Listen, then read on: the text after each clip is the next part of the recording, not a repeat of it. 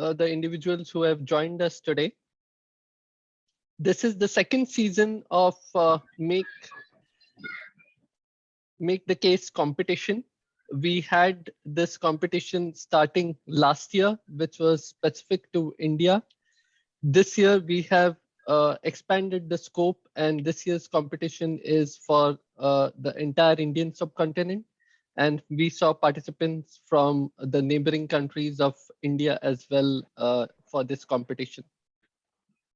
This competition is open for top business, science, and technology schools. And over the last 2 years, we have seen participation from more than 100 universities and colleges in India. A little bit about the organizations and how we started this competition. So this competition, somewhere around the middle of the pandemic, there were 4 organizations, which is CAP, Commitment Accelerator for Plastic Pollution, Goa Institute of Management, Ocean Recovery Alliance, and Indian Plastic Institute got together and thought about having a competition for the students, for them to engage with the industry and come back and present in terms of what are the opportunities in plastic waste management. And why is this important for all of us? While plastics is known to have one of the lowest carbon footprints in the industry as a material, however, plastics also come up with its challenges in terms of waste management, recycling, and other environmental issues. And therefore, the 4 organizations thought this is a good place to start with in terms of environmental management, also in terms of waste management. So just a little bit about the 4 organizations here. So CAP is a non-profit organization started in 2019 and operated through Ocean Recovery Alliance, one of the premier NGOs fighting to reduce and end plastic pollution from entering the ocean. Goa Institute of Management started in 1993, and it's one of the leading business schools in India, offering a variety of courses and is also involved in the environmental sciences.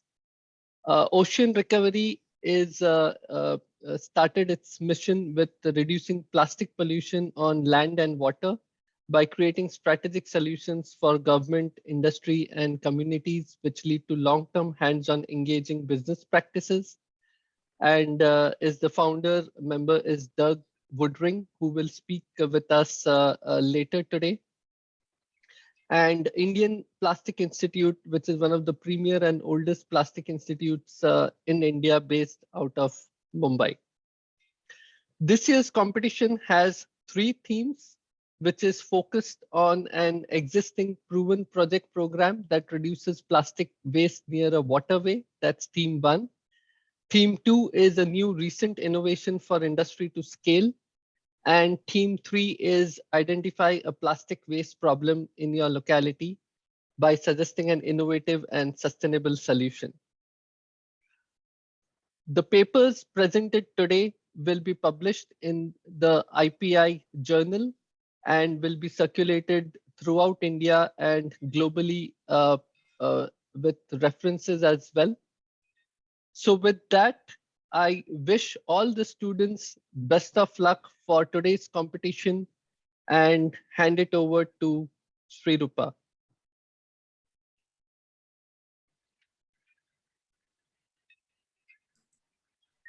Thank you, Srimanji. And I'm extremely sorry for the technical glitch that happened. So without much ado, once again, on behalf of the Goa Institute of Management, I extend a very warm welcome to all our dignitaries, to the working team of Make the Case, to the shortlisted teams who will make the presentation shortly, to our chief guest and our esteemed panel of judges, and our colleagues and the other dignitaries who have joined us this evening. Before we proceed on, and I invite the teams to make their presentation, I would take a few minutes to introduce our chief guest and also the judges who would be here reviewing the teams. I'm still hoping our director, Professor Ajit, would be able to join us. So we have, I'll start off by introducing our chief guest, who also is the judge for the evening. We have Ms. Shalini Goyal Bhalla. She's the Managing Director of International Council for Circular Economy, and she has presented India on multiple international forums through her speeches and programs. She has written and continues to write for many Indian as well as international magazines. She's extremely passionate about circularity and has been on circular economy committees of Niti Aayog and several other policy dialogues. She's a postgraduate environmentalist and the author of India's first book on circular economy, which is titled Circular Economy, Re-Emerging Movement. We welcome you, Shalini ji, and we're extremely glad that you have joined us today as part of this final event. Thank you so much for inviting me. Thank you. Our next judge, and we are hoping Professor Ajit will be able to make it to the event. He is the director of the Goa Institute of Management and has been with GIM for over 2 decades. He's extremely passionate about the future of learning, universal healthcare access, and sustainable business models. He's currently the director, and as director, he has introduced 3 new cutting-edge degree granting academic programs, established a Center for Excellence in Sustainable Development. He continues to nurture the growth of Center for Social Sensitivity and Action. He aggressively leads sustainability initiatives and at the Institute and also beyond the Institute. Dr. Pyrolysis has also taught in various esteemed institutions, and recently he has been appointed as a board member of the Global PRME Board. Our third distinguished judge is Mr. Pankaj C. Shah, and he's currently the chairman of Indian Plastics Institute. He's a fellow of IPI and life member of IPI, and he has also served IPI in various capacities. Mr. Shah is a consultant in plastic injection molding, processing, and plastic components, and is engaged in the supply and manufacturing of plastic components since the last 20 years. He has also worked as an executive director at Monal Plastics Private Limited for 26 years. He has also established his own company, Sri Guru Jot Plastics, which is engaged in plastic molded components for various industries. His excellence and expertise in the field of plastic injection molding is well recognized among the plastic industry. And he's also been actively engaged in community service as part of the Rotary Club since the over last 3 decades. We welcome Mr. Pankaj C. Shah, and he is also, and we are extremely grateful that he accepted our invitation to be a judge of this final event. Finally, thank you, sir. Finally, we have Mr. Sumantra Sen. Mr. Sen is a specialist in responsible finance and has over 25 years of experience in managing global client portfolios. And he's also and strategic investment programs with leading financial organizations, including Bank of America and ABN AMRO. His present roles include being the CEO of Canvest Infra Capital, director at InCircle Innovations, and director at General Carbon Advisory. He engages with the government agencies, investors, and corporates for advancing best practices in environmental, social, and governance integration, impact and SDG investing, and blended finance for social and environmental infrastructure. We extend a warm welcome to you, Mr. Sumantra Sen. Thank you, Shirupa. Now moving on to the teams who will fight it out this evening.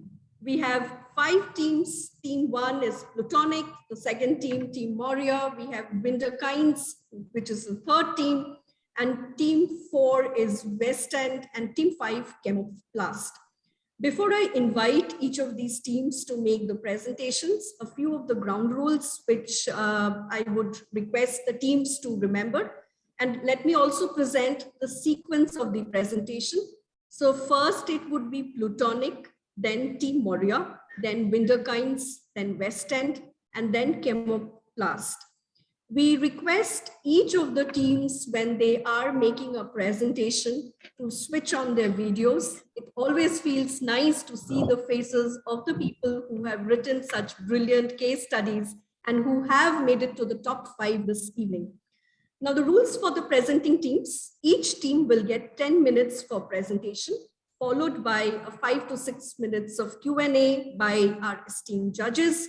The PPT or the presentation will be shared by me or Kirtana, who's here with me. And Mr. Sriman Banerjee, who's part of the working team of Make the Case competition, would indicate you when there is 1 minute left. And the team then needs to wrap up and close the presentation. And he would indicate that 1 minute after 7 minutes have gone by. So now we wish all the teams best of luck. And I invite the first team to get ready for the presentation. Give me a minute and we'll share the screen so the team can start its presentation.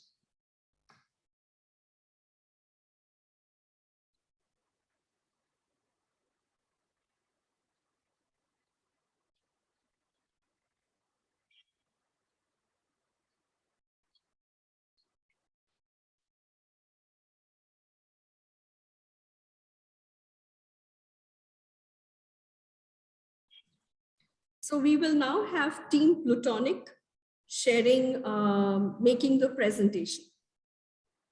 Kirtana has shared the screen. Over to you, Team Plutonic.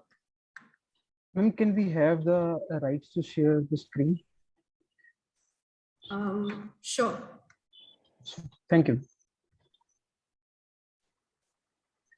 Sandeep ji, can Ankush be given the right to share the screen?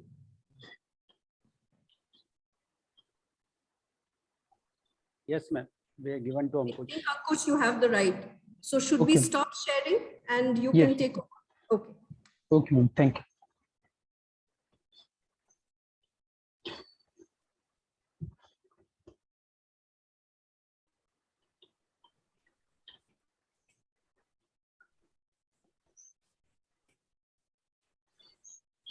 I hope my screen is visible. Yes. Right. So we'll start now. A very pleasant evening to all those present here. Today, I, Mridul Khanna, And I, Ankush, from the team Plutonic, are going to address one of the most challenging issues as per current global scenario, which is plastic waste management. The initiative we're going to showcase is Plastic Waste to Houses, started by Bamboo House India. so maybe we all are familiar with plastic. Here are some of the plastics that can be recycled, or sometimes it is very costly to separate recyclable plastics from a mixture of various types of plastic wastes. And hence, it seems an easier option to dump the waste in landfills or pass on the waste to incinerators, which in turn cause a lot of pollution. This initiative revolves around the fact that several recyclable plastics get discarded alongside non-recyclable ones, making it difficult to sort them and reuse them. These plastics add on to the existing plastic waste and accumulate within the environment. If these plastic waste components are properly disposed, sorted, and suitable heat pressure treatment is performed, these plastics can be recycled to yield products having great value for the commercial market as well as the environment. For this, Mr. Prashant Lingam and his wife, Mrs. Aruna Lingam, co-founded Bamboo House India Limited, which has completed over 100 sustainable and affordable housing projects, etc., including houses made from recycled plastics. Now, let us understand this initiative with the help of a short video. So, our team chose this initiative because recyclable plastic waste was used to prepare the modules, which can be directly nutted and bolted to build walls having high mechanical strength and several desirable characteristics. For preparing these modules, low density polyethylene which is the major contributor to local plastic waste problems, was used. These modules in turn provide necessary thickness as well as additional strength and additional durability to the standing structure, as well as it eases the process of constructing a house. Over the past decades, Bamboo House India has exhibited significant growth by choosing various sustainable alternatives over the constructing materials used today. The company built its first plastic house in Miapur, following with the co-founder have done extensive research and development to enhance the quality of the housing products. Now, let me brief you about the key points about these houses. 250 square feet houses cost about 1.5 lakh rupees to be assembled. Similarly, the cost of 1 BHK houses ranges from rupees 90,000 to 4.1 lakhs, while a 2 BHK house costs around rupees 5 lakhs to be assembled, making these houses extremely feasible. A 250 square feet house can be made using 2.5 tons of plastic, which in itself is a great achievement when talking about plastic waste management.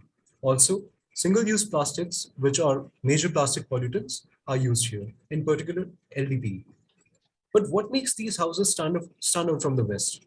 To answer this, let me brief you about the process to make these houses. First, the end-of-life plastic waste is sorted and collected by local waste suppliers, and then is washed and shredded. Next, the shredded plastic waste is heated and pressure treated to give them a fixed shape as per the requirement of desirable module. These modules are then assembled using nuts and bolts onto a steel frame designed as per the need of the housing project. This simple process is the core reason why these houses are extremely economically feasible and are very easy to assemble, as one project requires only a few months, starting with a single month, to be assembled.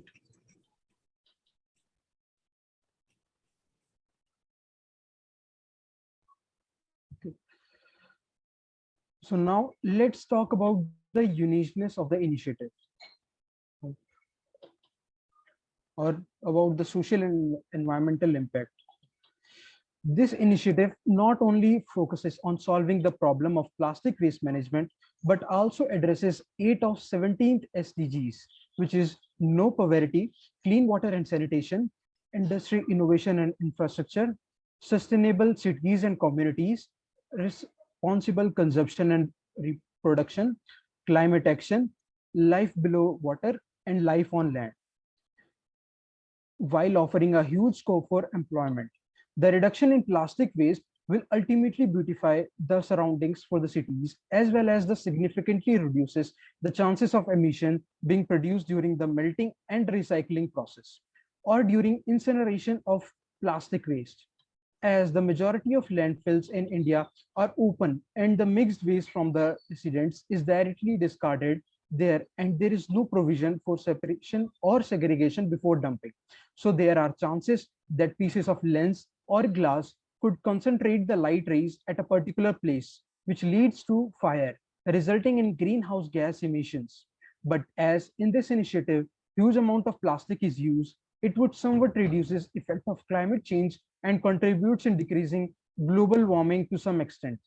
This process is cost effective than normal houses, but employees are required for various processes like separation of plastic waste from metals, organic waste, and waste other than plastic. So various investors may also invest to collect waste from water bodies or from locality, which will generate employment. Now let us talk about the uniqueness of this initiative.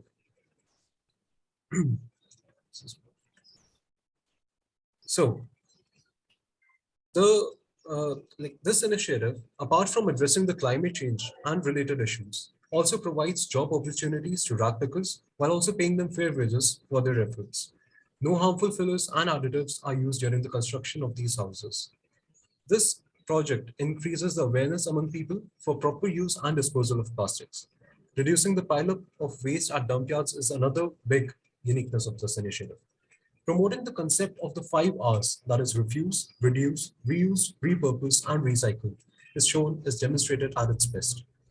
Supporting the country with Swachh Bharat mission's agenda, and since life expectancy of a house is almost 20 years, and just like any other domestic appliance, these plastic houses can be assembled, disassembled, and reassembled without any risk and without concerning the inhabitants for a long period. Also, no skilled labor is required for setting up these environment-friendly houses.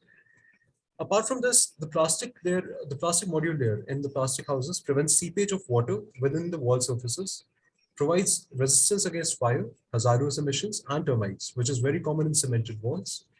It has a faster production and transportation rate, which makes this process very efficient. The modules are lightweight and can be easily transported in bulk.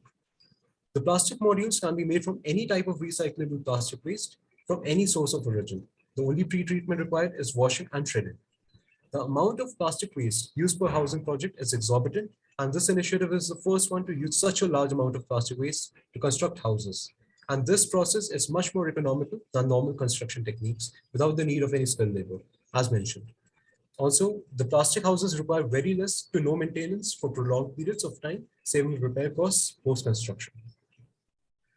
So here is our team, Plutonic, including Mr. Mridul Khanna, Mr. Ankush Kondal, and Mr. Anmol Malhotra. In the end, owing to the uniqueness of the project, we can conclude that plastic houses are a much better option than conventional low-cost housing projects, with vast scope of generating employment and opportunities. This brings us to the end of our presentation. Thank you so much. We highly appreciate your attention.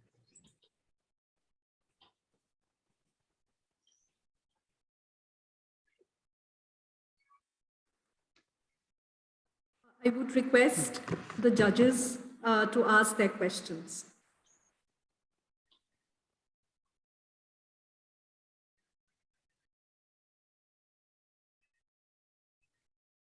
Rupa, if you allow, can I ask a question? Please go ahead, Shalini ji.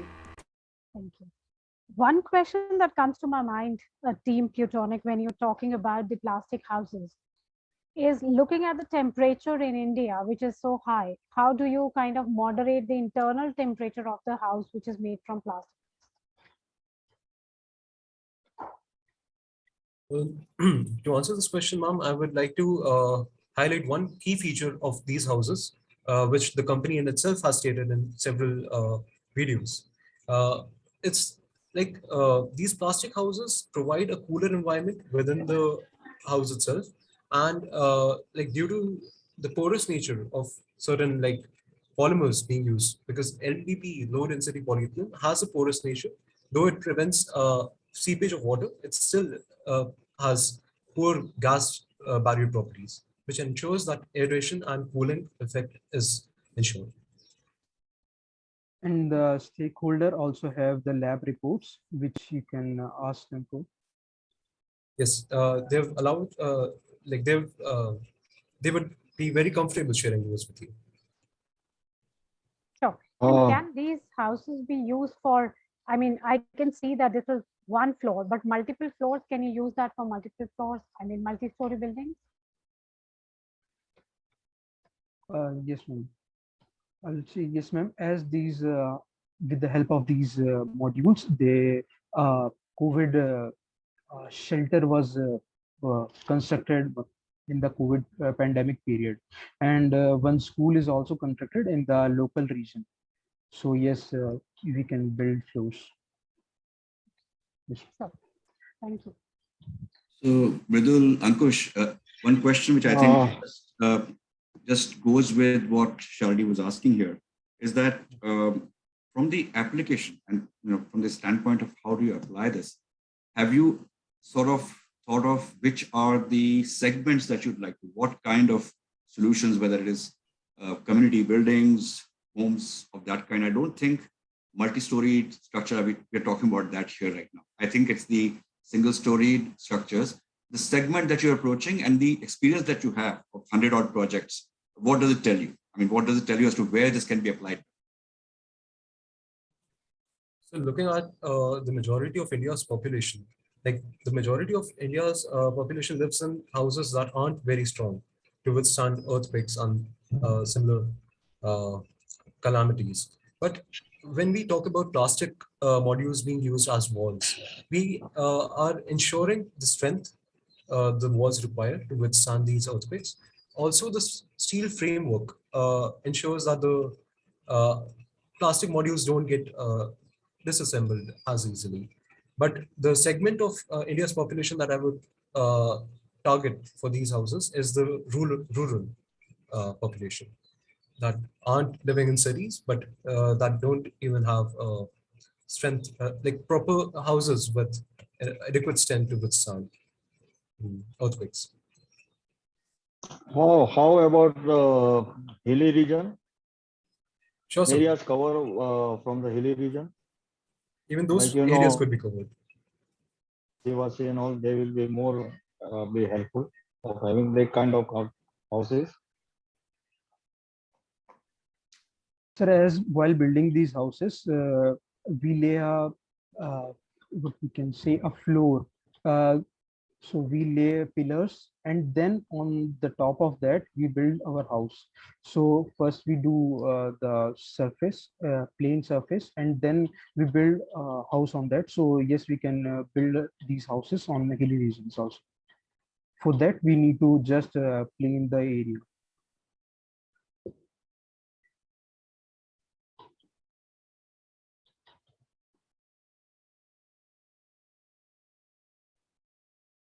What is the life of the house? Is there like a life or a duration for which you expect that house to last? Yes, So- sir. We mentioned it in the slide itself. The life expectancy of a life is around 20 to 25 years. And what do you do post those 20-25 years? How do you dispose? So the house modules, the modules that were used to construct these houses can be easily disassembled, and they can be further recycled to which can be further mixed with virgin plastics and can be used to enhance strength for the next projects. Sure. I'm sorry, I joined a little late. You probably might have already touched upon it, but I just asked for my own information. Yeah, thank you. I think one point that you can add is the USP of your product is that it could be recycled and reused at the end of life cycle. This point has not come out very clearly, but if you look at the built environment today, and when we're looking at a sustainable built environment, one of the major criteria of any built environment today is what happens to the material at the end of life. Now that you are saying or you're promising that the researchers have come out with the conclusion that you can mix it with either virgin plastic or another recycled plastic, and it could be reused again for the construction purpose for another life cycle of 20 to 25 years. I think that's a very, very important USP of your product. That should be highlighted in your presentation. Sure.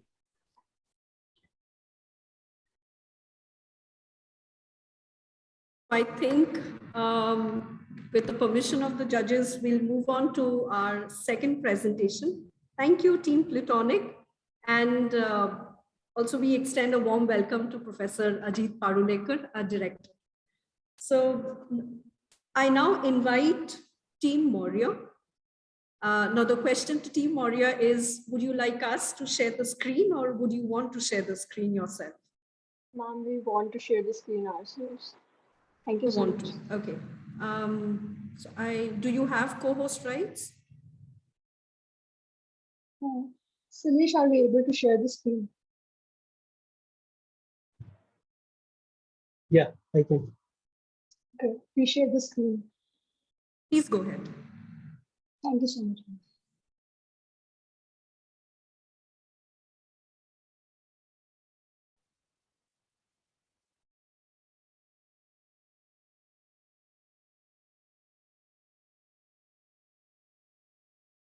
Well, could you please give me access to present the screen because I can't do Sandeepji, I it. think I'll see.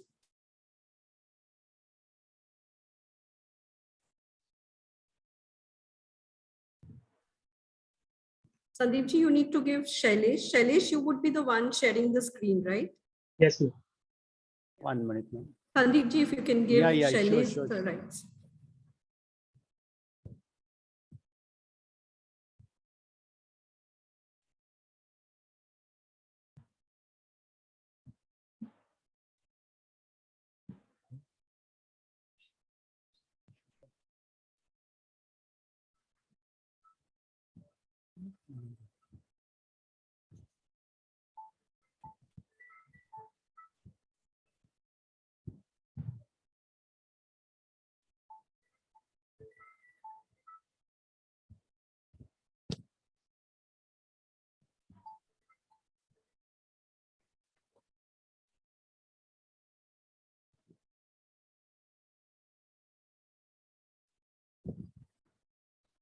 I think we can start the presentation, maybe.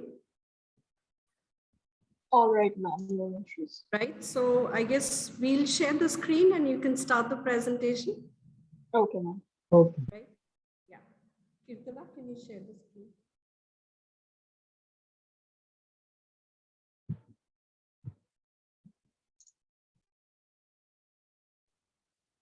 A very good afternoon, good evening to one and all present. We, Team Morias, would like to invite you all to our presentation. We have 4 members in our team: Ashita, Sailesh, Akila, and me, Artika. We students from Indian Institute of Packaging have chosen the organization IPCA. Now, I would like to hand over the presentation to my teammates, Ashita and Akila. Thanks, Arpita. Next slide, please. Urban area generates 150,000 tons of waste every day, out of which only 20% is processed. Considering the situation, Mr. Ashish Jain decided in 2001 to establish a non-government organization, Indian Pollution Control Association, IPCA, with the support of IIT Delhi. There are 14 ongoing projects dealing with solid waste management, extended producer responsibility, air quality management, community-centric educational programs, outreaching, and capacity building activities. Today, we'll be discussing 4 of the projects which are relevant for plastic waste management. Now, what makes this NGO unique from others is that it deals with the root cause of the problem, targeting every aspect and giving the best solution for the same. Next slide, please. Now, before discussing the project, let's discuss what are the causes of plastic pollution in India. So we have broadly bifurcated these problems into 4 categories. First is the lack of awareness. Citizens are not really aware about the significance of sorting, recycling, hazards caused by the plastic waste in the environment, and sustainability issues. Second is the issues faced by rag pickers. Now, rag pickers are considered the last line of defense. Still, they are facing so much problems. No fixed location, ownership over the waste they collect, no training programs or sustainable livelihood. Third is the adequate infrastructure. There are insufficient amount of waste collecting centers which result in overfilled landfills. Fourth is the poor connection link. Now, the reason why so much amount of waste gets to the landfills, even if it's recyclable, is due to the poor connection links between the recyclers and the rag pickers. Next slide, please. Now, let's discuss the project works dealing with these problems. First is My 10 kg Plastic. The objective of this campaign is to bring the social behavioral change among the citizens of India with respect to the collection, segregation, sorting of plastic waste. Under the campaign, general citizens, people from schools, colleges, corporates, institutes, participate to segregate their waste and store separately. Each month, IPCA collects plastic waste, store them, and then send it to the respective recycling or core processing units. The participating citizens or organizations are given appreciation certificate and a product made from the recycled plastic. IPCA also plays a role of intermediate agency to bring together the EPR stakeholders, waste collector communities, and recyclers on the common form to build a sustainable supply chain. This campaign has been implemented across 20 states presently, and more than 50 brand owners such as Nestle, Dabur, Parle, etc. have come forward for this effective collection and disposal the disposal of plastic waste. Next slide. Next slide, please. Next is garbage recycling program. It is a self-sustained program launched in 2003, which aims to minimize the environmental impacts on landfills and providing a sustainable livelihood to rag pickers. IPCA organizes various training programs for rag pickers to teach them about personal hygiene and safety. They are given identity badges, safety kits, and also the social awareness campaign for citizens are conducted to increase the socio-economic status of rag pickers. Results: every year, approximately 1,500 metric tons of waste is collected and sent to recycling. The project also helped waste collectors to increase their income by 85%. Next slide, please. Next is Project Dobin. The project was launched on 1st December 2013 at DLF Gurgaon. As a part of the project, twin bin system were promoted at household levels for segregating wet and dry waste. Dustbins were installed at various places. Adequate infrastructure for efficient waste management were also installed at the area of operation. To reduce the workload of workers and to save the cost of storage and transportation, vertical hydraulic balers were installed at the center. Next is Project Relish. Recognizing and empowering local initiatives for sustainable habitat, Project Relish is a pan-India project launched in 2020. It aims to recognize and appreciate and strengthen the efforts made by the organization towards the management of solid waste at grassroots levels. Next slide, please.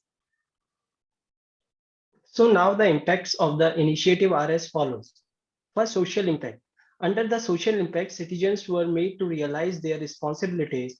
There was an increase in community participation for source segregation and an upliftment of socio-economic status of rag pickers.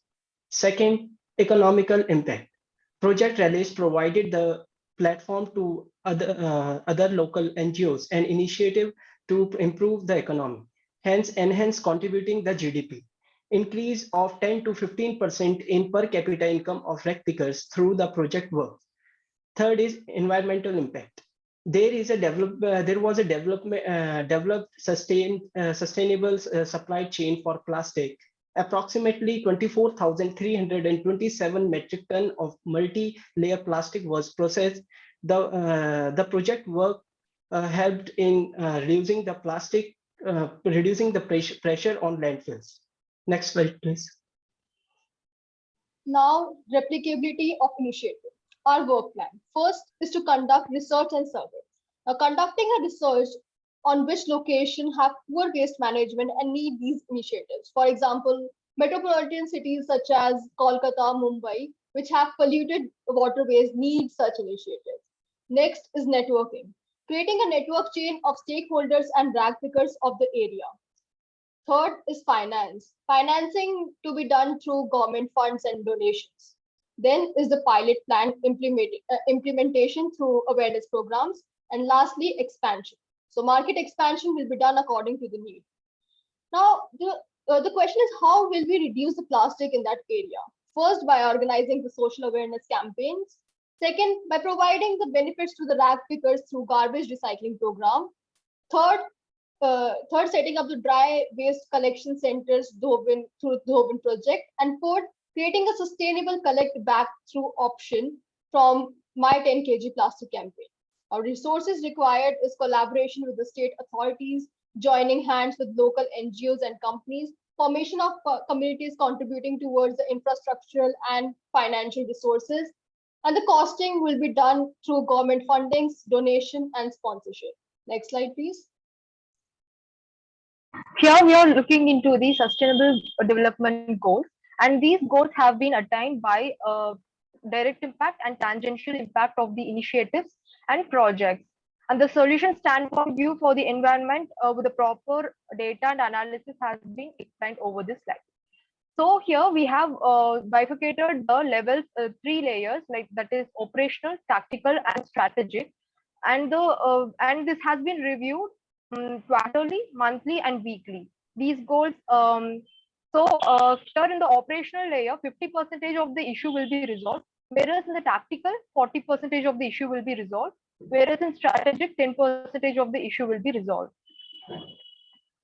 So these goals will lead to synergies among these stakeholders and IPCA, and these synergies leads to better than the results achieved by them than working separately. So you have 1 minute left. Just for time check. Yes, in this operational, we have covered goals, that is goal 15, 14, 6, and 7. And the tangential impact is goal number 3. And this has been published in the performance report and the values and the impacts.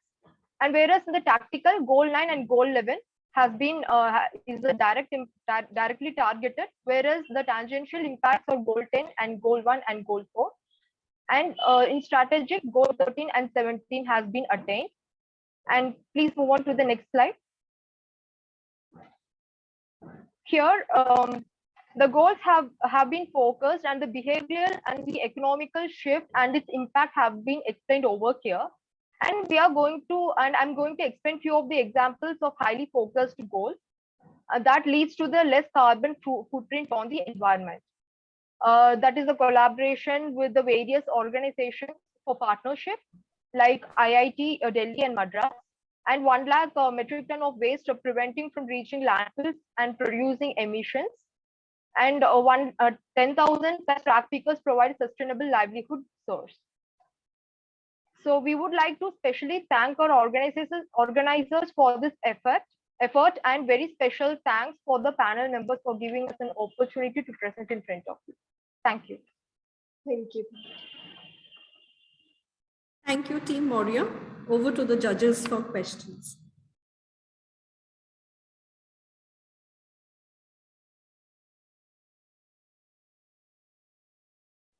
Okay, I can go first. That's fine. I didn't quite understand what's the financing model. I mean, what finances this whole operation? So the financing has been done in 2 parts. First is the government funding, and second is the donation from the donation and sponsorship from the company. So the NGO has not shared us with the financial report, but they have shared us that 60% of the financing has been done by government funding and 40% has been done by the sponsorship and the donations. Is there anything that they generate themselves? Because I thought, you're using waste and, that mic 10 kg, as well as, sending waste for energy, generation. What percentage of total revenue comes in from there? So we are not really aware about the financing model of the NGO, as they have not shared it with us. But the revenue that is coming from all these project works have been donated to other project work. For example, something related to the benefits given to the rack pickers, such as identity batches, training sessions. So all these revenues are converted to all these projects. So when why I'm asking this is because Ashita, we can't hear you. There's a disturbance. Sorry. So am I not audible? You're audible, Ashita. Yeah, you're audible. No, my question. The reason I was asking that question is because then you're saying you're largely dependent on kind of donor funding, and it's not kind of a sustainable model on itself, is it? So therefore, scalability, wouldn't that be a challenge? Sir, government funding is really large for this NGO, and that's why it is sustainable. It is like the funding is so much that they are even providing fundings to the other organizations through project relation. So funding is not an issue for IPCA right now. Okay, I have one second question. Sorry, before you could go to the other judges, one second question that I have is, you've listed a lot of SDGs being benefited. I just felt that, other than 2, 5, and 16, so which means 14 SDGs, if you have to prioritize and say, these are the 3 SDGs that are impacted the most, which would those 3 be? So that would be like 10,000 plus rack pickers provided sustainable livelihood. Their livelihood have been upgraded. Okay. So so it leads to economical growth. And next would be 1 lakh metric ton of waste prevented from improper dumping in the water bodies and landfills. And third would be 77,000 metric ton of plastic waste recycled and prevented from polluting water bodies. So these are the top three categories. Sure. Thank you. Thank you so much and all the best. Thank you, sir. One quick question, just again adding to what Ajit was asking, is that in your model, I understand that you've got funding, which is both the corporate CSR, maybe government funding, but as a team, do you see that where are the areas where you can create value, including financial value? In the process, there must be opportunities. Have you considered those? Sir, yes, they are sending the waste to the recycling companies, and from there they are making the recyclable products, which they are giving to the people, the citizens, with the costing thing. So I think we can work on that model to make it more sustainable part of the project work. And also for the financing thing, I believe a mobile app can be made to connect rag pickers and the stakeholders for the same thing. Again, I think financial thing could be done by that. Thank you, Arshita. Thank you. Shita, you did mention about working with the PROs. When the organization is already working with the PROs, there is always a commercial angle to it, because ultimately the PROs take this under the EPR and there is a commercial component there. So that did not reflect in your business model, and you did not mention about that as well. So how is it currently working? So I'm sorry if I didn't work it well and you didn't get the point. So EPR is basically getting the plastic that they want for the recycling thing, and IPCA is making a connection link between the rag pickers who are collecting the plastic waste, and EPR is getting those waste. So as you know, like now we have this rule of making the whole company sustainable and using a sustainable packaging. So they need the plastic for the same, and they're getting the plastic through IPCA companies, and they are collaborating with IPCA to get that plastic waste. That's why EPR is also benefited, and the rag pickers are also benefited with the same agenda. Okay, are you established as a non-profit or a for-profit entity? So it's ma'am, this is a non-profit organization. Okay, one last thing. There are a lot of plastic collectors, or maybe even technologically, if you look at recycle, it's exactly doing what you're talking about, and it's a technological intervention. So their outreach is far, far, far more. You're speaking at a mobile app. You're thinking of developing a mobile app, but they already have a mobile app. And the model that you are saying is, I think there are many NGOs who are working in this kind of a sector. What is one unique point of your intervention? So ma'am, IPCA is basically working for the management. They want to correct the management of this waste collecting agendas.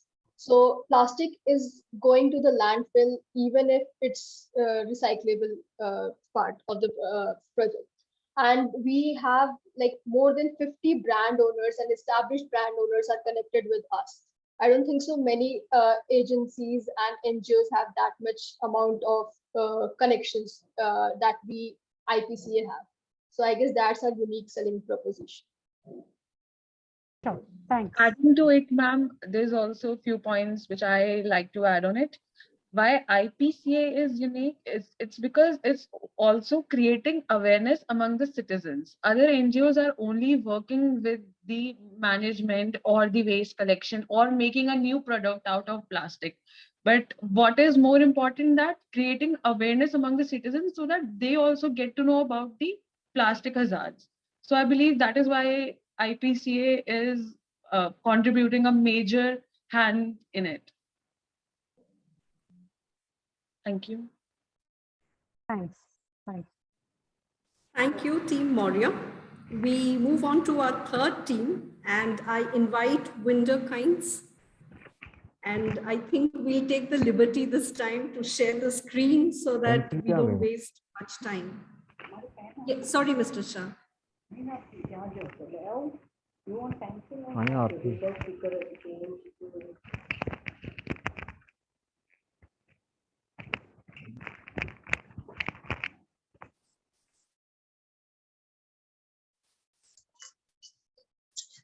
Shirupa, you can go ahead sharing. So team, I hope you're ready. Just give us a few seconds. Yes. So, okay. Yeah. So we've shared the screen. I think Kirtana can go full screen. And the floor is all yours, team. Please start. Yes, ma'am. Thank you. Good evening, everyone. We, the student of Crescent Institute of Science and Technology, are proud to present in this platform about the Great Bubble Barrier. We have chosen the first theme, an existing proven project or a program that reduces the plastic waste near the waterway for this competition. Can we move to the next slide, please? And this is our team. Myself, Keetika, Liaquat Ahmed, Shantini Devi, and Tarun. And also, we are grateful to introduce our mentor, Mr. Murli Manohar. Next slide. Mr. Liaquat Ahmed, the key idealist of the team, has the energy and the knowledge to convert an idea into reality with a single line of thought. Ms. Shantini Devi, the back holds the team together and of working the betterment of the team. Mr. Tarun, the researcher and the chief advisor who helps in putting the technical and non-technical inputs of the team and never stops working for success. Ms. Kirtika, the leader of the team and the supporting pillar of the team, is a great admirer of innovation and is keen and having more patience. Next slide, ma'am. The problem statement. Next slide, ma'am. The world is beautiful as it is, but the humans have needs. These needs introduce so many innovation. One such revolutionary innovation is plastic. But the plastic has an important drawback in it. It doesn't decompose. Also, as we humans don't know what to do with this plastic, we choose to dump them in the landfills and in water. The world is formed in a way that it has a 3/4 of its total as ocean. This ocean is facing great threats due to plastic pollution. A survey taken says out of 300 million plastic produced, millions are dumped in the ocean. As a percentage, it's comparatively less, but as a number, these stats blow our mind. Why does this become a concern? This dumping affects our marine lives, thereby affecting the biodiversity of the ecological system. Another stats we want to state is that every day 8 million plastic is dumped in ocean. 2/3 of the plastic pollution comes from the litter being washed down rivers and drains, left on the beaches or being dropped in the downs of cities. The United States plastic packaging waste contributes up to 80 million waste annually. Excellent. This is a bar chart depicting an input in million tons of plastics. First component shows 270 million plastic produced yearly, and the second component shows 275 million plastic waste dumped. And the third one shows 99.5 million plastic waste in coastal areas. And the next one shows 31.9 million mismanaged coastal plastic waste. And the next one shows 8 million inputs in ocean every day. And the last is 10 to 100 thousands of plastic waste, which is visible in surface water. Next slide, ma'am. Enough about the globe. Now let's get into India. India is depending upon the water bodies for various purposes. When liberalization and urbanization came into act, the plastic pollution initiated too. When these water bodies are affected, many livelihood of families are affected also. For example, a river which has a rich productivity in fish is good for fishing. When this river is affected by the pollution, the fishermen will face a great depletion in their income. Also, this pollution directly hits the backbone of India, that is the agriculture industry. Now, to pinpoint the plastic pollution in a certain water body, we would like to show out about the river Ganga. The river Ganga is remained polluted for many years as of now. There are many acts and implementation taken, but it's still unclean even today. Traveling to the south, the place where we reside, Chennai city, the Kuvam River, which was known for boat rides in the period of British British ruling now is known for highly pollution and nasty odor. Next slide, ma'am. As we stated above, rivers and oceans just doesn't affect the marine life. The affection in marine life directly hits the society. The water stagnant or running is used by people living around them. These people will be facing great risks due to the consumption of these polluted water. They will be facing diseases like cholera, hepatitis A, and maybe many others. In an interview, a fisherman once said, "We find it very difficult to fish as these water bodies are getting more polluted due to this plastic."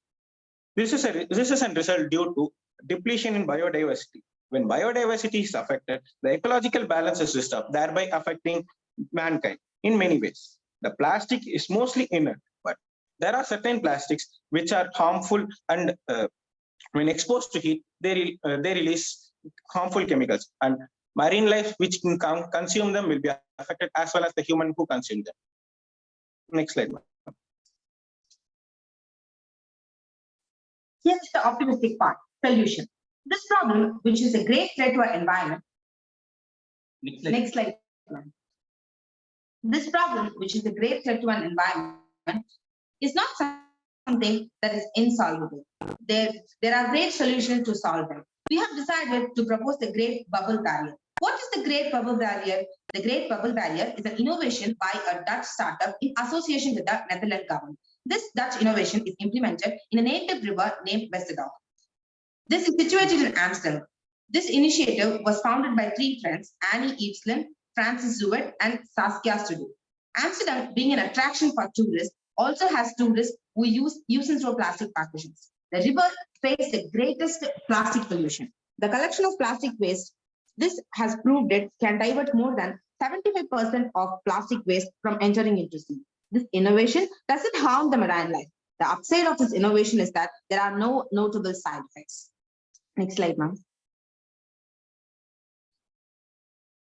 As we stated before, there are many solutions. Now, why we chose this method? The main reason is that it has no serious side effects. Second comes the cost. The bubble barrier is comparatively cheaper and is affordable. When this idea is implemented, there will be employment opportunities created. Like we require a technical person for supervising the action, supervising the motor and the equipment installed underwater. Also, a person with local environment knowledge will be required to collect, segregate the waste collected. Comparing bubble barrier to other solutions highlights the effectiveness of the innovation.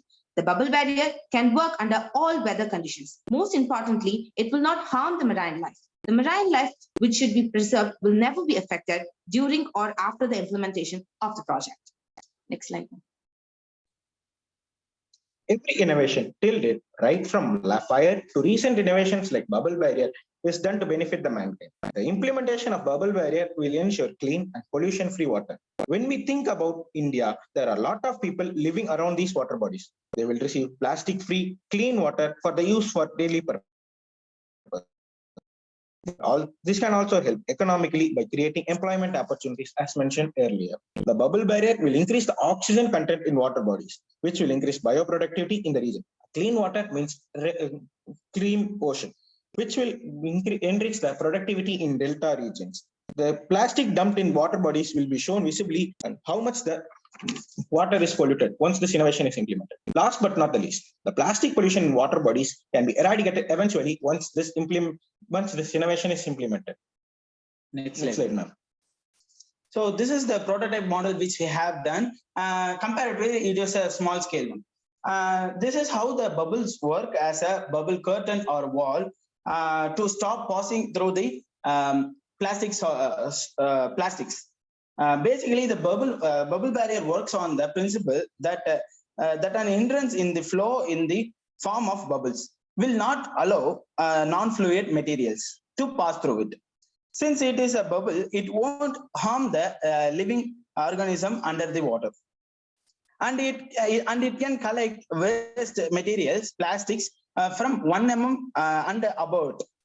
For example, polythene covers, films, to block of plastics.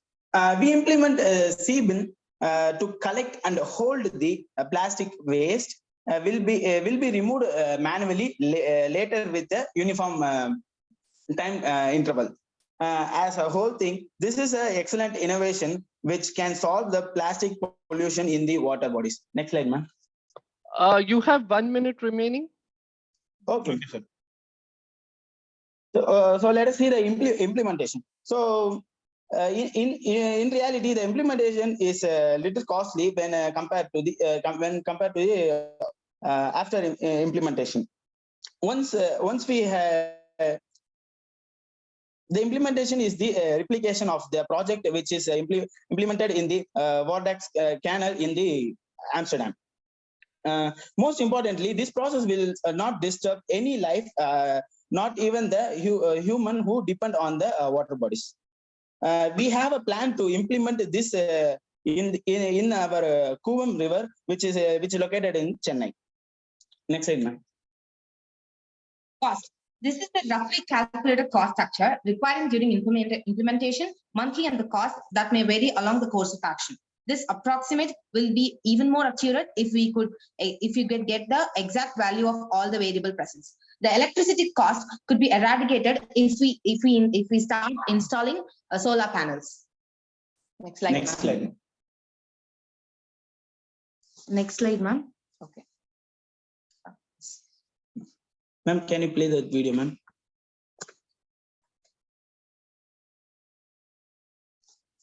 Ma'am. Okay. Yes.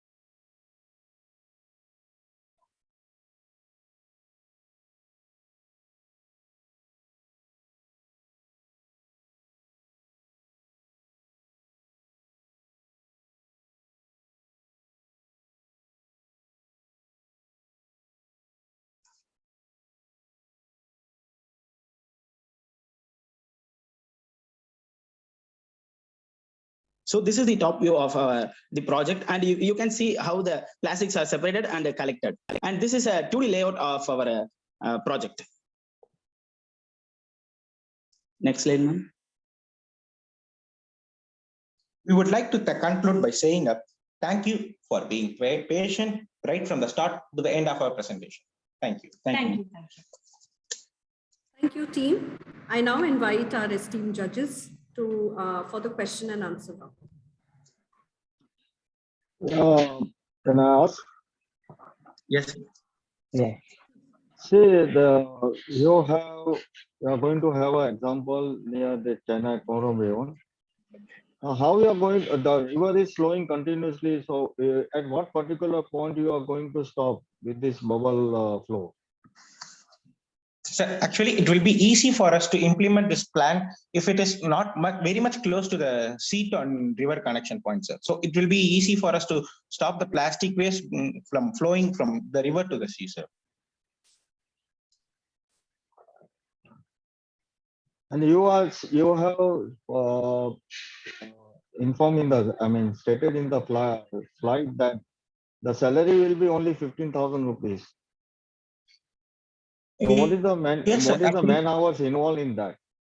So actually, the man work involved will be like the technician who will overlook about the motor function and etc. Sir, and also we will need people's living in and around the area for collecting and segregating the plastic waste for us. Sir. Sir, the sea bin can trap and hold the plastic, sir. So the man need to clean it every or 10 hours to or 5 hours, sir. So that's why we have needs.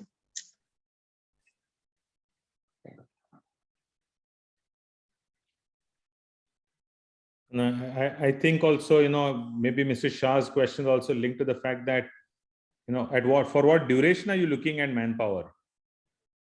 Sir, it depends on the size of the sea bin, sir. No, that's not what I mean. What we mean is it for a year? Is it for a month? Is it for a week? What are you looking at? Monthly 15,000. It's for monthly 15,000, sir. Okay.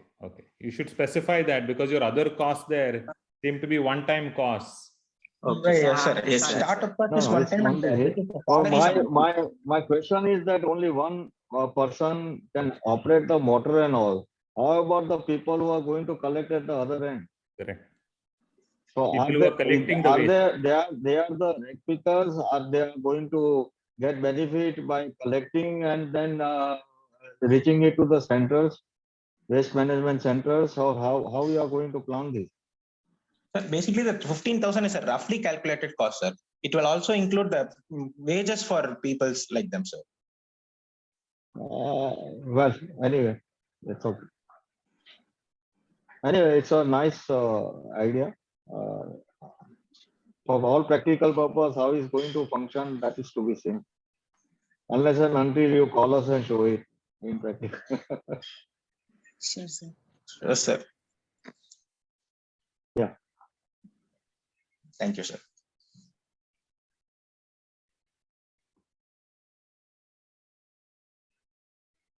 Okay, maybe I'll ask a question.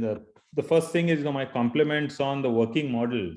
I think that really was done well. I think that kind of, because when you were first putting up your slides, the question I had to me was, on my mind was, how does it work? Because you just seem to say there is this great bubble barrier, and you didn't show any way that it worked, and you just talked about benefits. And then when you showed kind of the demo that you built, that must have taken a lot of work from your end. So my compliments on that.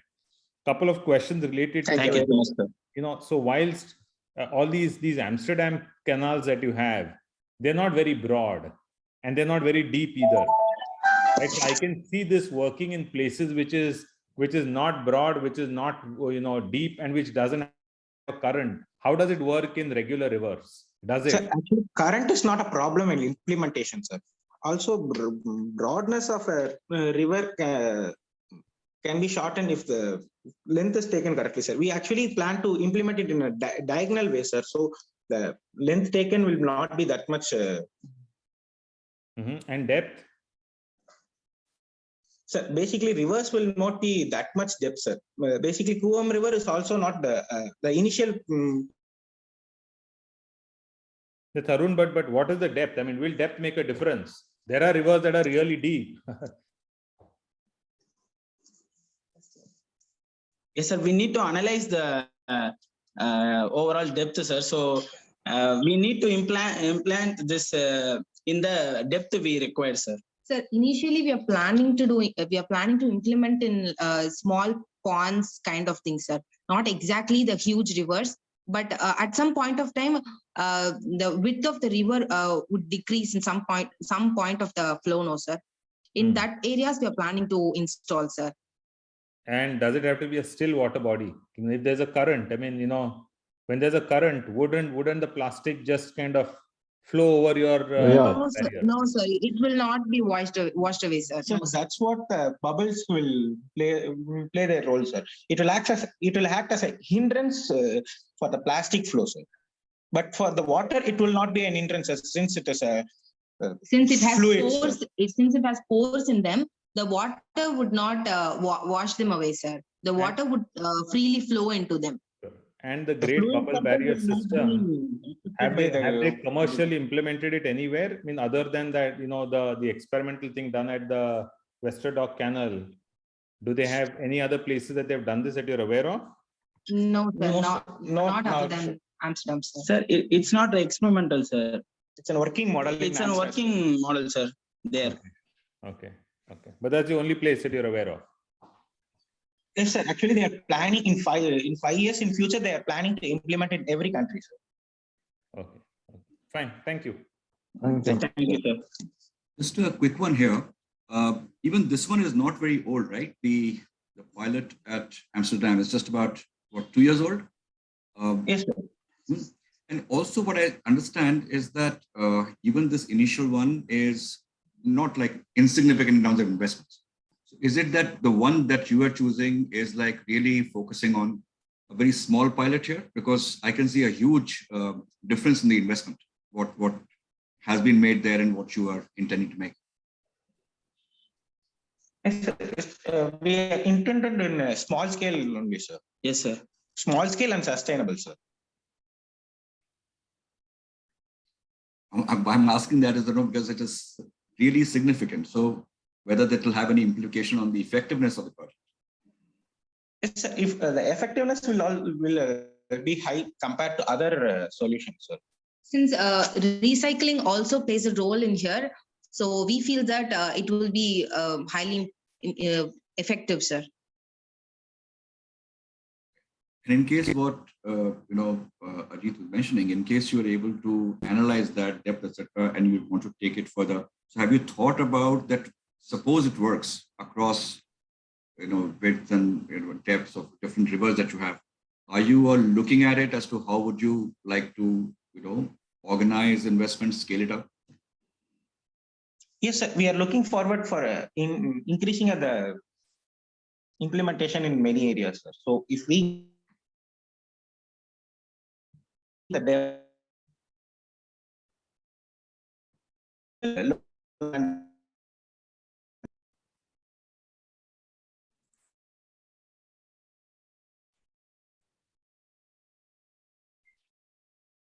I think there seems to be some problem there. Yeah, given our time constraints also, we have to move on since we have to be fair to all other teams. So I now invite our fourth team, the team West End. I can see Trishit already. Before we share the screen for the presentation, I request all the team members to please switch on their videos. As I said, it looks nice if you can see your faces. And so, Kitana, are we ready? Yeah. So we've shared the screen and the floor is yours. Thank you, ma'am. Good evening, everyone. This is me, Trishit, from the team West End, and along with my teammates, Amrita, Pallavi, and Deepmoy, we'll be walking you through the initiative, or rather an innovative technology of converting plastics to fuel and other allied products. So how many of you think plastic is a villain to our society? Well, I think plastic is not a villain, but an unused gold mine that is completely full of resources and should be carefully caressed to get its future further potential. Ma'am, next slide, please. Well, if we see, yes, well, if we see 40% of the plastics are used in packaging, and the plastic consumption is increasing every day. Like every other things we buy are wrapped in plastics. We are a developing country, and development comes at a cost, and the cost here is environment. People come out of the poverty every day, and that means they can consume more goods, and there is an increase in consumption of the plastics. According to, please next. According to the Our World data, from 1950 to 2017, around 9,200 million tons of plastic waste were produced, out of which 54% were just dumped in the landfill, 6.7% were only recycled, and 9.7% were incinerated. Ma'am, please next slide. Now, India currently generates almost 26,000 tons of plastic waste every day. Almost 50% of these plastics are discarded after single use, which actually litters the river, roads, and also form mounds in the dumping lands. The balance plastic is left that causes the pollution. So from a survey, we have found out that Maharashtra, Tamil Nadu, Gujarat, West Bengal, Karnataka, Uttar Pradesh, Telangana are the primary source of the plastic pollution, and the major waste contributors are from food packaging, household products, and personal hygiene. Well, finally, I want to say that there's nothing called waste in this world, and we took this opportunity to solve the problem by implementing the technology that can provide a sustainable solution to the plastic waste. I believe the implementation of this technology in major industrial hub can actually help in reducing a ton of plastic annually. Now I will hand over to Pallavi. Thank you.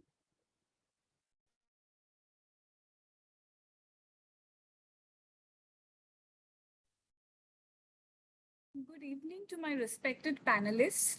I'm Pallavi, and now in this slide, I'll discuss about our objective of the project. Our first objective is the significant reduction of the waste that is used in landfills, then to convert the tons of plastic waste to grams of plastic waste, and finally providing a better quality of life to our next generation, and bringing out the marginalized people out of poverty by creating job opportunities, and by finally creating the eco-friendly products. Next slide, please. Okay, now the waste management runs with 5 alphabets, 4 R's and 1 I. The first R represents reduction, that is a reduction of plastic waste. Then we can reuse the plastic waste, which is the second R. Then we can recycle it, and when a number of recycle has been done, then we can obtain energy by recovering it. That is our fourth R. And finally, when recovering is not possible, we go for incineration, that is to burn the plastic. Now, in this slide, we will discuss the sustainable solution to our problem, which is with a pinch of uniqueness. Our first and prime duty is to identify the plastic waste and then to segregate the waste with respect to the properties of the plastic. And then it is sent to the labs, and fuels can be obtained from it. We can get gases and ash products also. So previously, many industries have already obtained fuels from plastic, but here we can make a prime change, or like we can lift our project to our next level by utilizing the gases produced in the course of the process. The gases are hydrogen, pure hydrogen gas, and carbon dioxide gas. We can use the hydrogen gas in cars as hydrogen fuel, and we can make liquefied carbon dioxide and use it in fire extinguishers. And from ashes, we can make bricks. Now, bricks are not a sustainable solution, so our further detailed study gave us the idea of making graphite powder out of it. And from graphite, we can produce graphene or quantum dots, which are of great use in present days. We can make cosmetic sensors, capacitors, etc. Next slide, please. Now I'll discuss about the process of plastic pyrolysis and depolymerization. Now, our first idea will be to identify the plastic waste and to clean and dry the waste, and finally send it to the shredder. The size of the plastics should be 1 into 3 centimeters square. Then we put it in a reactor for the process of pyrolysis. Now, pyrolysis is the process of decomposition of long chain hydrocarbons into shorter chains in absence of oxygen for a short period of time in optimum temperature. Now, from pyrolysis, we can get oil and gas vapors. Now, these gas vapors, which can be condensed, can form biofuels. From that biofuels on catalysis with some catalysts like zeolite, etc., we can get gasoline, diesel, and this diesel gasoline we can use in vehicles or trucks. Now, with the heavy oil, we can send it to the ships, and the part which can't be condensate, we can burn, or we can perform combustion to regenerate the heat to proceed our reaction. So it is like a cyclic mechanism. Now, next slide, please. Now, I'll discuss about the oil yield from the various polymers. Now, as you can see, 94% of yield comes from HDPE, and from the lower end, we can see that 60% of yield is coming from PP. If we mix the polymers, then also the yield efficiency will be 85.6 to 89.5% around. Okay, Deepma, I'm transferring to Deepma. Thank you, Pallavi. Good evening, everybody. Can I get the next slide, please? As you can see, these kind of initiatives are really profitable, but we can make this very much profitable. If you can see if we can minimize this cost structure, the overhead cost, and we can streamline our revenue, not just by selling the fuel, but we can also sell the carbon dioxide fire extinguisher, as Pallavi told us. We can sell the graphene products. So we have the larger revenue streams. So with the well-run management, we can eye at the return of investment as high as 25%. So we can get back our money in almost 5 years, almost 4 to 5 years. Can I have the next slide, please? In this slide, we can see the project of the cost. Apart from the fixed cost, there is some variable cost, but there is a minimization in the variable cost for the Government of India regulations. For the first 3 years, the taxation on the startups dealing with the green energy projects is 0. So we can minimize furthermore, and we can increase our profitability to further extent. Thank you. The latter part will be carried by Amrita. Good evening to my panelists. Now I will be talking about the triple bottom line. So the next slides, please. Next slide. Yes. So by the triple bottom line, what we mean is the impact of technology on social, environmental, and economic aspects. It is a multi-proven factor. Social capital is generated as the technology, and it is community driven to make the community more plastic free. It aims to provide fuel access to farmers and employments to marginalized people. Human capital is created by generating employment. Next slide, please. Now we would talk about the Sustainable Development Goals. Our technology provides recognition of very backbone of waste sector and provide people stable income, thus reducing economic Amrita, I'm sorry to interrupt. There is an echo. So maybe one of your team members need to mute the device. Yes. And you have 1 minute as well. Okay, sir. Ma'am, am I audible? Yes, please go ahead. Hello. Yes, thank you. So regarding the Sustainable Development Goals, we are covering the areas of quality education, then we have innovation and infrastructure, then we are having economic growth, then connectivity among the industries, then we are having the sustainable communities, then we are taking into consideration the climate action, the effect on the marine ecosystem and land ecosystem, and partnership for goals, where we are collaborating with different organizations and giving it a global recognition. So this is the end of our slides, and thanking you for your patience and cooperation. Thank you, team. Hello, ma'am. I guess there is one slide that we have missed by mistake. Am I allowed to talk about it? Trishit, I think your time is up. I think I'll open the floor to the judges now. It would have been great, ma'am. You have something very important to show? Just the scalability and replicability. There's one slide now. Okay, we'll reshare the screen. Hold on. Thank you. Shirupa, let them have.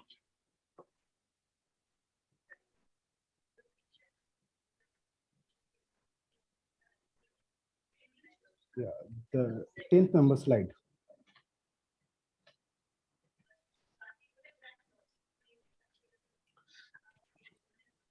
So yeah, next one. After the business model, please. Next one, please. Next one, please. Yes.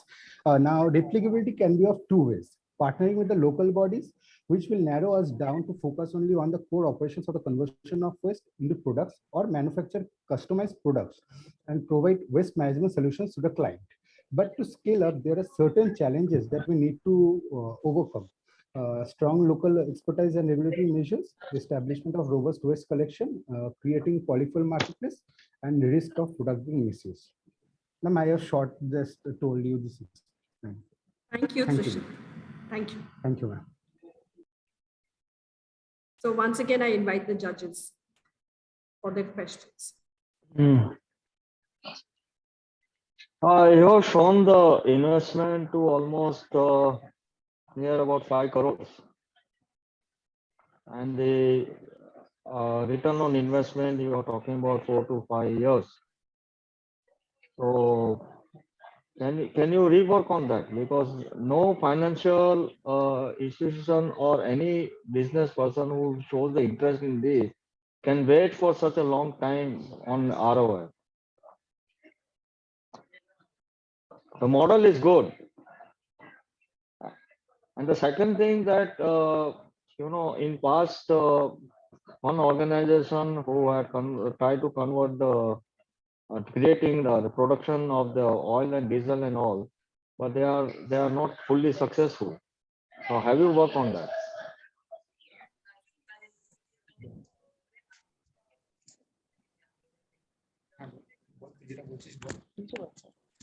Sir, am I audible? Yeah. Yes, sir. We can get back our investment by selling the fuels at the price of 55 to 56 rupees a liter. We can sell the other allied products as well. So if we can sell them, if we can able to create a market for those polymer-based oils, we can get back our investment and we can be profitable in a decade span. Is there any kind of trials are done? Pardon, sir? Can you just repeat yourself? Is there any kind of trials are done? Have you been able to generate the diesel or any kind of fuel out of this waste? Yes, sir. We can make diesel as well as gasoline from these allied products. No, that's fine. That's fine, sir. What I'm asking is that have you been able to do it practically? Practically, yes, sir. Practically, few of the companies nationally and internationally have been able to extract the diesel and gasoline from the plastic waste materials. For example, sir, in India only there is a company named Rudra. They have extracted oil. Again, if I talk about the international players, there is a company in Egypt. They have extracted diesel and gasoline, less octane gasoline from plastic. So. In other words, what the question is trying to ask here is that how would you establish the proof of concept? What can you present to say that, yeah, this works? These are the kind of outcomes that are there. See, today, looking at a venture which has got some proven credentials, a proof of concept, some applied technology, etc. 5 crores, etc. is not the issue. If it is, it is kind of, you can establish it, then you get the right kind of investors. But do you have that? And how would you create that proof of concept? We have worked, we have created a miniature model in our own lab with 500 grams of plastics. And other than that, we have referred to various research papers available from the Google Scholar. And we have also talked with our mentors who are from polymer background, and they have said that this is possible in lab scale and also in commercially available. Can be feasible.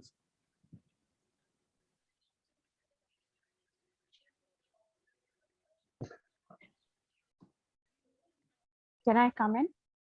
Yes, ma'am.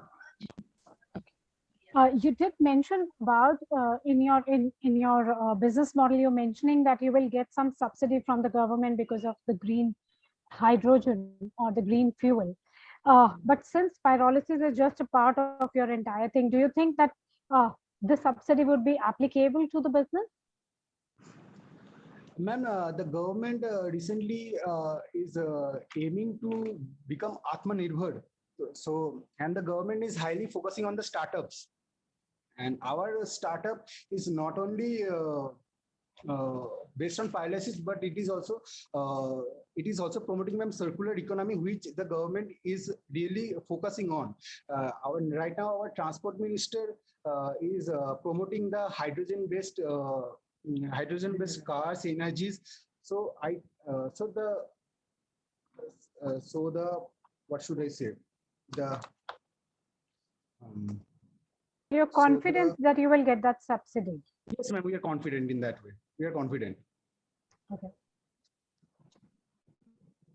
Okay. My question is, on your business model, I find that bulk of the money that you've put aside in your business model, the major investment seems to be land, right? Yes, sir. Land and machineries. Yeah, I mean, not land and machinery, it is land. I mean, your total investment, if I'm not wrong, is 4.85 crores, of which 4.5 crores is land. Yes, sir. Right. And if 4.5 crores is land and rest of it, I think, is 25 lakhs or something like that, you're putting in a shed. So 4.75 out of 4.85 is basically, so if I have land and I already have a shed, are you saying that the investment is 10 lakhs? Yes, sir. If we have the infrastructure in beforehand, we can be profitable from day. No. 1 minute. You've not heard my question. I didn't say whole infrastructure. You are looking at infrastructure outside the technology is costing you 4.75 crores out of 4.85 crores. Yes, sir. So are you saying if there is somebody, let's say there's a landlord that has adequate land, yes, sir, and has a shed that whatever he was running, a cow shed out of it, but he has that space and all that available there. So he doesn't need to put a shed and all that. He needs to only invest, he or she needs to invest only 10 lakhs. Is that what you're saying? Yes, sir. It is exactly what we are saying. And for what volume of output? Sir, we can have volume of output. We can have a ton. We can recycle a ton of plastic in this, and a ton of plastic in what period of time, and what will be the output? Sir, a ton of plastic in one shift. In one shift of day, that means 8 to 10 days. And from that 1 ton of plastic, we can generate 750 liters of our oil, and we can generate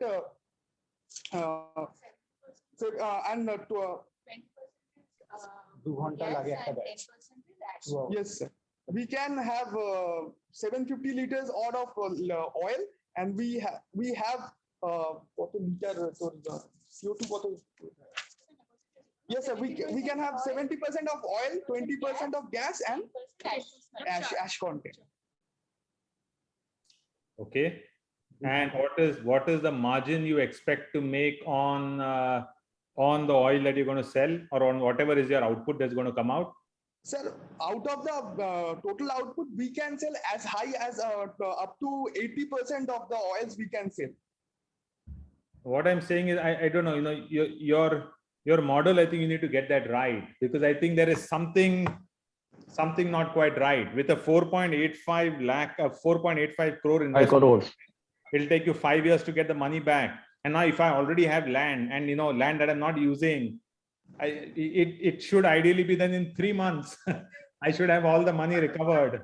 Yes, sir. We can have the money recovered in that period of time, because our contribution per day will be around 5,000 rupees. And in 1 month, if we work for 26 days, it is more than a lakh.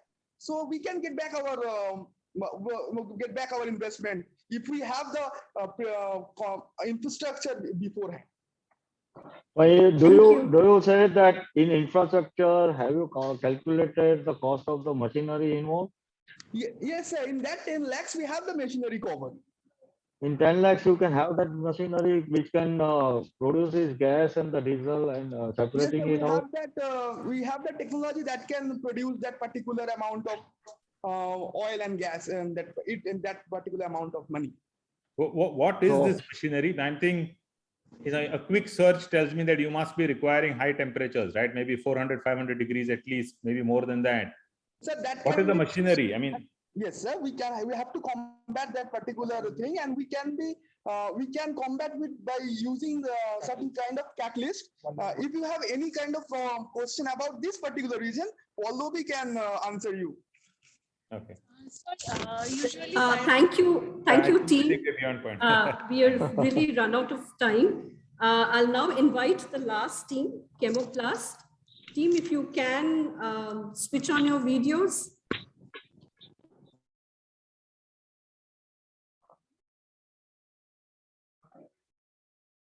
Ma'am, can I request to host the screen, to present the screen? Yeah, so we've already shared the screen, and maybe you can start the presentation.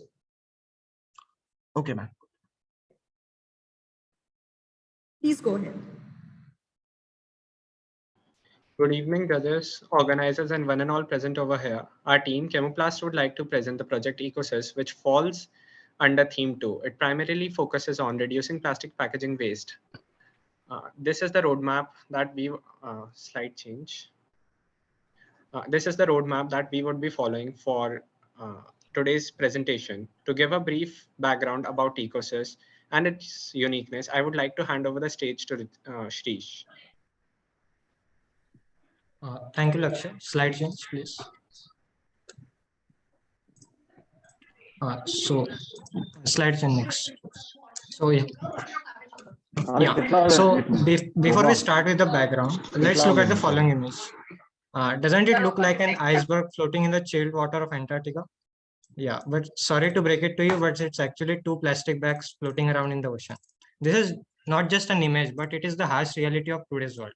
Tons and tons of such environmental pollutants are polluting our environment, and they are being left it out. So how is the situation in India currently? Next slide. So a standard PET bottle alone takes about 450 years to decompose in landfills, and unfortunately in India alone, India generates about 9.4 million tons of plastic, of which around 40% is left at risk. So what happens to this plastic then? Well, most of it ends up in landfills, and it takes about hundreds of years to decompose from there. In addition, a major threat in today's world for the marine ecosystem is microplastics. So microplastics are basically tiny plastic particles which are around 5 mm in diameter. And in fact, a recent study by World Wildlife Fund estimated that we humans alone consume around 7,000 microplastic particles every day, which is a huge number. Next slide. So how can we solve this problem? Next slide. So one of the promising solutions to the plastic waste problem is the introduction of PVA film for the packaging instead of the conventional plastic packaging. PVA, also known as polyvinyl alcohol, is a biodegradable polymer which is also soluble in water. So the GIF on the right shows basically a time lapse of an PVA capsule dissolving in water. So once the PVA capsule is in contact with water, the microorganisms which are present in that water act on it, liquefy it completely, and convert it into water and CO2, which is completely environmental friendly. Next slide. All right. So, but why we are choosing PVA or other alternatives such as SDP, PP, PLA, ABS, which are types of plastics, other alternatives for plastics which are commonly found. So first of all, let's discuss what. First of all, let's see what I discussed earlier. I told you that PVA is biodegradable, so it leaves no plastic behind. Also, it solves the problem of microplastics. Next, it is product friendly. Basically, it has no color and odor of its own, so it preserves the material which is packed inside. It is also non-toxic, and it is also very easy to use. Much like plastic packaging, PVA is very robust and flexible to use, so it can be molded into any desired shape and size. So due to the large number of advantages I listed now, PVA, many companies and startups are now implementing this PVA packaging, and they are trying to solve the plastic waste problems they are facing. Slide change. So Ecosys is one such startup which has identified a plastic waste problem in this cleaning industry. So a regular ready-to-use cleaning, a ready-to-use market cleaner basically contains around 90% of water, and hence it requires a plastic bottle for the transportation purpose. So what this Ecosys has done is they have completely eliminated this water. This Ecosys has completely eliminated this problem, and they have introduced a 100% water soluble capsule technology. This capsule is basically wrapped by the PVA film. They have designed a capsule which is around 6 centimeter in size, and when it is dissolved in water, it can produce around 1 liter of the cleaning solution. Next slide. So as shown in the GIF, the operation of this product is quite simple. You basically take a refill capsule, pour it in a plastic bottle, which is available at a home, and fill it up with regular tap water, and there you go, you have your cleaning solution ready for cleaning purposes. So next slide. So yeah, so now I would like to call my friend Hatim to discuss the implementation and success of this project. Thank you, Shish. Good evening, everyone. Now let's move on to how actually the project took off and how successfully it has been up until now. Slide change, please. So Ms. Prachi Bansal and Mr. Sumit Goyal, the co-founders of Ecosys, started their project in the year 2017 with the main motive that they had to change the habit of people from use and throw to reuse and refill. So any product designing starts with 5 basic steps, right? Idea generation, the feasibility studies, preliminary studies, final design, and then process planning. So the product idea of Ecosys was to use the PVA packaging films. Since PVA is water soluble, it serves our primary purpose of reducing waste generated by plastic bottles, which were used for packaging of other cleaner products. One of the major issues faced was that the films that had been designed had a leakage problem. Hence, many designs had to be tried out to find the optimum solution. Finally, after carrying out several experiments, a cylindrical design of length 6 centimeter and thickness corresponding to each solution present inside was finalized. After the final product design was ready, it was decided to set up a mass production unit in Mumbai, Maharashtra. Slide change, please. So this idea has been successfully implemented in India in a very short period, while being environmental friendly and without compromising on quality and price. For example, their one bathroom cleaner costs about 95 rupees per refill that can produce 1 liter of solution. On the contrary, a 1 liter of regular bathroom cleaner costs about 150 rupees. A variety of other products can also be packaged using PVA films. There are no limitations since PVA can be transformed into any shape and size. After meeting all the requirements, they have still managed to generate profits, which are expected to increase exponentially in short period of time. Next slide, please. This project has had a great impact on economic, environmental, as well as social sectors. Next slide. So owing to its compactness and small size, these capsules can be easily transported in bulks from one place to another. Only transporting these refills saves up to 80 to 90% of transportation cost. Also, since no plastic bottles are required anymore, the production cost of the overall product decreases even further. Also, since no more plastic is generated, the waste also is prevented. All the chemicals that are used are 100% non-toxic. Thus, they are very safe to use for kids as well as the adults. Any humans can use that. Refilling the old bottles again and again also reduces the plastic waste. Packaging and overall production requires labor, and thus they generate job opportunities. The less plastic pollution produced will help in maintaining a much cleaner surrounding. Slide change, please. So just like every innovation has its strengths and weaknesses, so does Ecosys. So let's go through the SWOT analysis of the project. The company's biggest strength is its ingenious product design. The product is also cheaper, and PVA packaging films can be used for any range of products. A slight setback the company faces is that the product requires one-time prep before use. So basically, one has to first prepare the solution by dissolving the capsule and then use it, which is slightly inconvenient at times. Also, a lot of people are unaware of the product, and thus it requires better marketing. There is still huge scope for the product. For example, mass production can drastically reduce the cost, and environmentally conscious population can be easily attracted into purchasing this kind of products. Whenever any change comes, it is followed by threat. In the context of our company, the threat is majorly posed by the lack of brand image and brand loyalty. Also, the MNCs established of other products with their loyal customers are difficult to break. Now, to discuss the cost of our project, I would like to invite Lakshya over the stage. Thank you. Carrying on with the presentation, I would like to discuss the cost involved in building the ecosystem cleaner. The data has been collected from secondary sources and the prices are approximated on the basis of general market trends. The cost analysis has been divided into two headings, the fixed cost and the recurring cost. The major fixed assets that were initially purchased or developed by Ecosys include product design, machinery, and land. The estimated cost has been shown in the slide. Slide change, please. There are recurring expenses that are incurred by Ecosys on a daily, monthly, and annual basis. These include the cost of raw material, that is PVA packaging film, wages paid to labor, cost of marketing, and taxes at last. However, since Ecosys is at its initial level, certain expenses can be saved.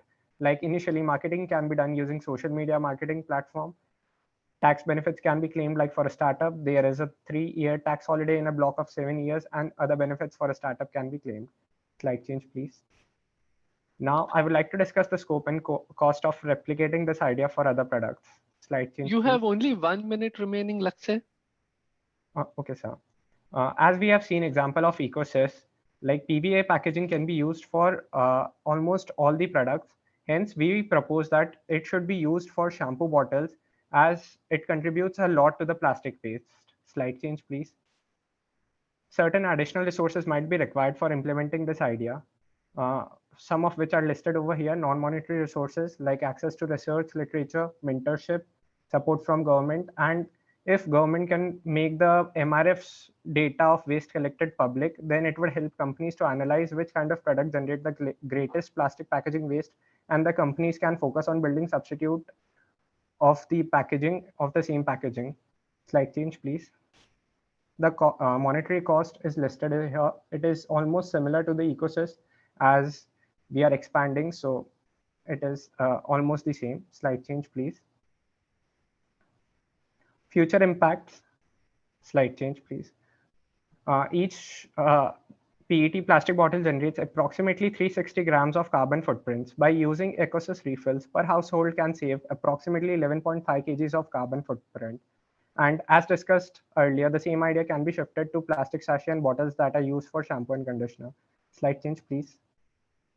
Finally, I would like to discuss how the Ecosys has made contribution to the SDGs. The United Nations drafted 17 SDGs in order to improve health, education, and reduce inequality and spur economic growth, and all while tackling climate changes and preserve our oceans and forests.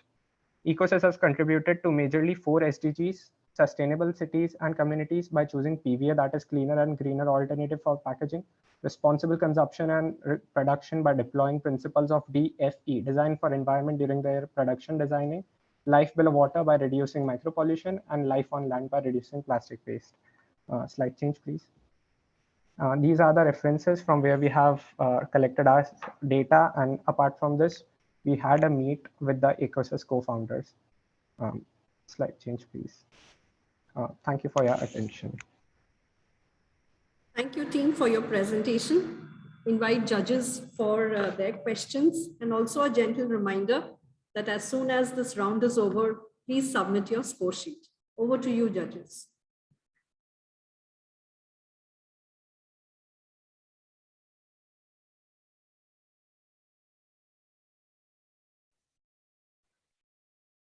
Again, the cost of land is the maximum cost. Why are you looking at investing in land, and what is your ROI?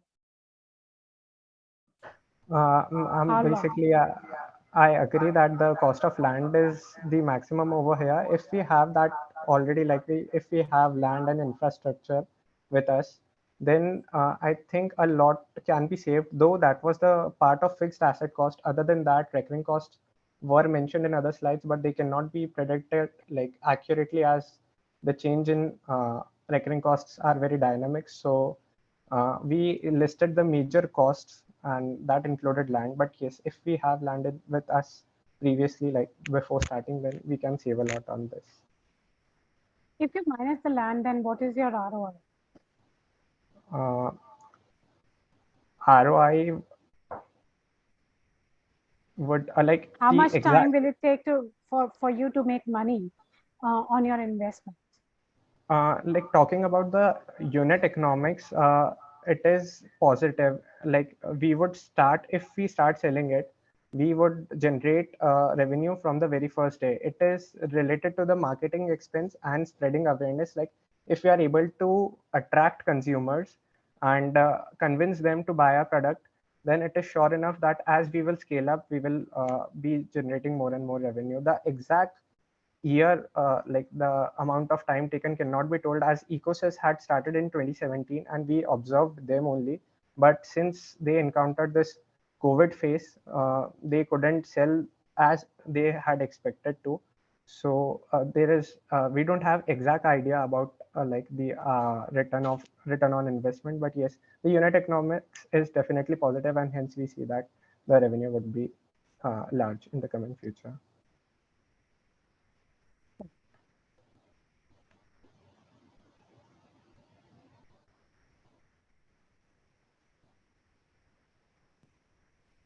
Just a suggestion. If you don't own land, doesn't mean you have to buy land. You can always find somebody else who owns the land. If you find bulk of, I mean, it's not necessary that either you have to own it or you have to buy it. There are other alternatives, no? Yes.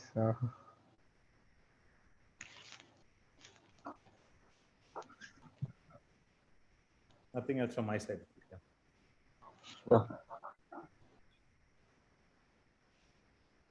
Shirupa, you can conclude. Okay, so thank you, teams. You have to wait a bit while your fate gets decided.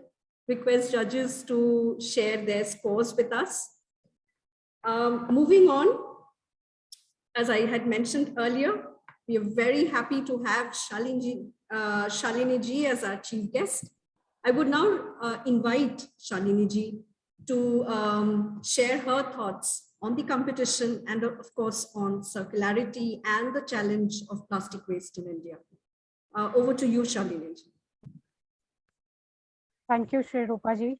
Please don't call me Shalini ji, please call me Shalini.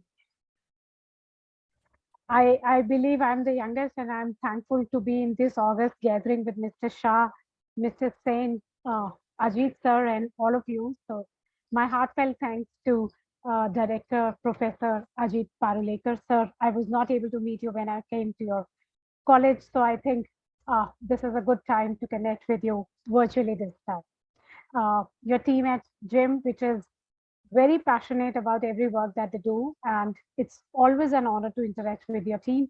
Professor Divya, Professor Shri Rupa, Shriman Banerjee, thank you for inviting me here. It was a wonderful experience listening to the ideas and the innovation suggestion that students came up with today. I would also be extremely thankful and humble to the teams who have presented their ideas today. Plutonic, Team Moria, Wonder Kids, Kinds, Waste and Chemoplast. All of you have done a lot of work, and I'm sure you put a lot of thought behind each and every innovation that you came up with. I would also like to congratulate CAP Institute, IPI, Ocean Recovery Alliance, and Goa Institute of Management for arranging this initiative.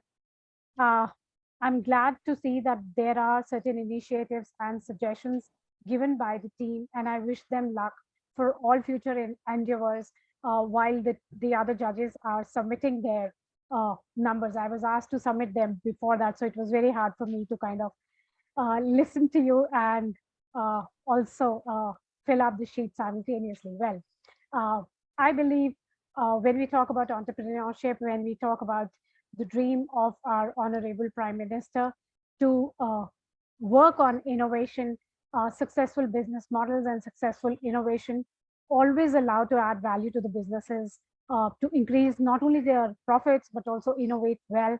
And if we don't do that, our businesses usually plateau and don't grow. And that is what the importance is of the innovation that helps you to keep ahead of the competition. With globalization and rapidly changing market, there are more competition and more competing businesses than ever before that we could see at a global scale. And that is why innovation plays a very important role to the advancement of our society and solve the problems that could enhance the society's capacity to act. And one famous saying is that the ability to innovate is a major factor that influences strategic planning. And it has also been acknowledged to lead the creation of wealth. Well, my subject being circularity, I would also like to see business models that not only focus towards the end of life cycle the way they usually happen today, but also towards the design phase. And perhaps the last team, Chemoplast, your business model was one model which was looking at the design phase where you are reducing the use of plastic right from the beginning of your model. I think that is the one good thing, and I expect India to also have more innovation happening in this area, which is focused more towards reducing the waste to begin with and not towards the end of life cycle. Technological innovations and interventions are much needed to solve the problem. In fact, the other day I was sitting with your professors and we were discussing how the BDA students could come up with innovative solutions that could include technology as well. And unless there is technology, the mass approach of any innovation becomes slightly difficult, and that leads to a huge marketing expense, which most of you had not included in your presentations or was maybe underestimated. So one thing that I have realized working with the entrepreneurs is in their business models, they tend to ignore the marketing costs that were otherwise occupy a lot of your finances. With this, I think I am all ears to everyone else, and I would like to hear people here who are much erudite and experienced than me. All ears to you, sir. Once again, I'm extremely humbled to be here, and thank you for calling me. Thank you very much. Thank you, Shalini ji. It is always a pleasure listening you, and the book which you have written. I must say, all the students, please do read. That's a fantastic book on circular economy. So, Shalini ji, thank you very much. May I now invite Professor Ajit Parulekar, our director, to share his perspective. He was there with us, Make the Case Season 1, and now he's there with us again, Make the Case Season 2. So, sir, what changes you have seen, and also, of course, you talk about what we are doing, something new in this space. Over to you, sir. Thank you, Divya. Firstly, to everybody, sincere apologies for being late. I can't give you any excuse. It's just that I was late, and I'm really sorry that I was late. Shouldn't have been. I should have been there on time. Wrong thing to do. Firstly, congratulations to all the participating teams. I think we had 5 wonderful presentations of different types. The first and most important thing is don't be disheartened by whatever the results are. All of you are winners, and all of you had an opportunity to present to a group of experts, and you've got some feedback. And I think that's really great. That's good. The second thing is that, in that don't be disheartened, the fact that you've taken the initiative to do something like this, I think that's very creditable. So kudos to you, and a round of applause also to you. Thank you very much for doing this. The globe needs it. Everyone in society needs ideas like this, conversations like this. So don't stop it here. Your presentation is there. Make sure that this presentation, you're putting it up on social media. You're putting up your presentation on various places that other people can access, because the work that you've done, let it not be limited to today and today's presentation only. Let it inspire and help other people to look at innovative and new ways, and kind of benefit. The good part about these conversations is they help everybody. By sharing, you're helping yourself, and therefore please do that. Don't limit your work to what you've done today. It's important that you work on those models. Those of you who are passionate about this, please don't leave it here. I find a lot of times people are making business plans. They put up business plans and they're trying to win a competition, and that's where it ends. No, these business plans, try to push these business plans, take the feedback that's come in, work on the models, and try and motivate other people to take this particular path also. What I really liked is the varied backgrounds that our teams came from. So comparatively, I think, Divya, last year we had, relatively more similar people. So I'm glad to see that we have students coming from very different backgrounds, coming from people, people who are coming from the chemistry side of it, to people who are coming from the packaging side of it, to people who are coming from the business side of it. And I think that's great. That's really what you want, because solving SDGs, I mean, kind of contributing towards SDGs is multi-dimensional, right? It is not, you can't have business people or tech people, or packaging people or logistics people, that's not the way it gets solved. You need people to get together from different domains. So I'm really glad to see that we have teams who come from very different domains. The one thing that I want to give, so to say, a little bit of advice to all the teams. And the advice that I want to give to the teams is, and this is based on my own personal philosophy, and that's something that Divya, we follow at both the CSSA as well as the CESD, our Center for Social Sensitivity and Action, as well as the one that Divya leads, as well as the Center for Excellence in Sustainable Development. I think sustainability is about the model. Sustainability cannot be based on charity, and therefore, if you're building a model that's based on subsidies and grants, then that's not a scalable model. If you're building a model that's a business model that's strong, that it doesn't matter how big you become, scalability will bring in more kind of advantages of economy, rather than the moment you go for subsidies, the moment you're going for grants, the moment you're looking at somebody funding you, it is not going to be scalable. The money is always going to run out. This is a mammoth, wicked problem. And this mammoth wicked problem can only be sorted if you have a model where you can operate at different sizes. Only then it's going to work. So for those of you, when you got feedback from, and one more thing is, especially because I saw two groups do this, when you're starting fresh, don't start with baggage of investment in land, right? We have an incubation center. All the startups that I've seen that work well, they will want to concentrate their money on the technology and reaching to the market and the unit economics, getting them right, rather than front loading themselves with a liability like land. That should come as late as possible in the journey. Put all the money towards solving the problem. That's really where every investor will also look at how much of your investment is going in solving the problem. That's all that I had to say to the participant. It's really fantastic. All of us here on the call have been benefited because we got to see innovative new approaches of looking at the problem. It makes our own horizons widen. I must thank Shalini Goel Balla, the chief guest today, managing director of the International Council for the Circular Economy.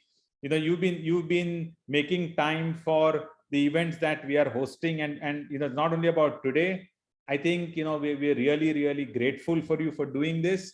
This is a journey that GIM wants to contribute. Though we're a business school, sustainability is extremely, and responsible management is extremely important for us, and therefore we want to be part of these conversations. Thank you for making the time. Mr. Pankaj Shah, Chairman of the Indian Plastics Institute, we're really so happy that you're here. So what happens when we have a jury that comes with different perspectives? For example, I have very strong limitations on the understanding of the science and technology of plastic. I'm a person who understands business models, but I do understand that each of us who come from different perspectives, we can contribute towards the groups who are making presentations. Mr. Sumantra Sen, CEO of Canvas Infracorp, thank you so much for making the time to be here. And when I'm thanking you guys, I'm not just thanking you today. In this, I think in the whole responsible management domain, I see as these are partnerships that will continue for long periods of time. So we hope to see you all in, rather than being online alone. Goa is one of the most beautiful places in the country. We'd love to host you all on the Goa campus. Thank you, Mr. Doug Woodring, founder of the Ocean Alliance, the Ocean Recovery Alliance. We are really happy that jointly CAP, IPI, the Ocean Recovery Alliance, and GIM have been able to host this now for a second year. And I think the way it's gone this year, I think we have a good future for this. We should try and expand it now to include more number of participants. Probably bring a format where we can have satellite formats, not only one main format. Probably expand it a little bit more. Thank you, Rob Steyer, the co-founder of CAP. Again, just like I said to Doug, we're very happy that 4 of us organizations are working together on this. And thank you, Sriman Banerjee, for not only contributing to those events, but making sure that teams managed within the time that was allotted to them. Thank you so much for being here. And lastly, my colleagues Divya, Srirupa, and Kirtana, the job that you do is amazing, fantastic. Let's continue doing this. My pleasure being here. Once again, my apologies for being late. Thank you. Thank you, everyone. Thank you so much, sir. And you rightly pointed out the need for passion, collaboration, cooperation, and of course that multi-stakeholder approach.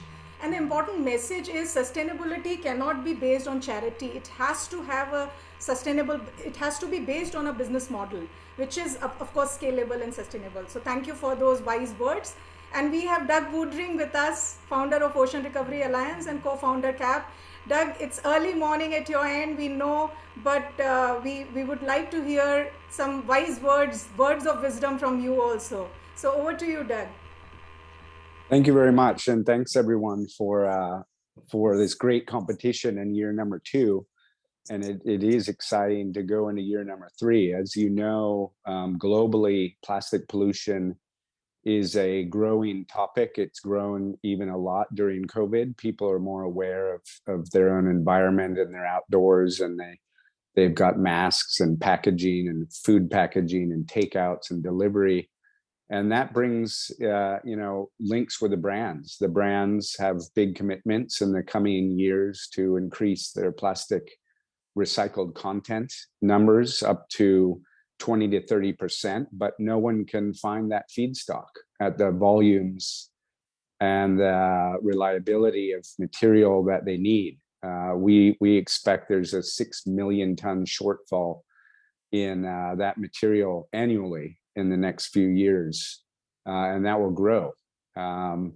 So that means more capacity needs to be built in different communities around the world, and this is really where there's a lot of opportunities for job creation, scaling of not necessarily huge machinery. It can be smaller equipment for grinding, shredding, extruding, washing, but enough to get it baling into the supply chain so that others can buy it. And that's really where the opportunities are.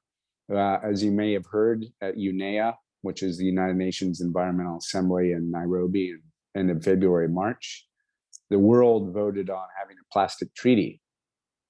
And that's a bit like the climate Paris talks or the climate treaty. The treaty itself is not yet negotiated in terms of its details, but they put a time frame that they want that to happen by 2024.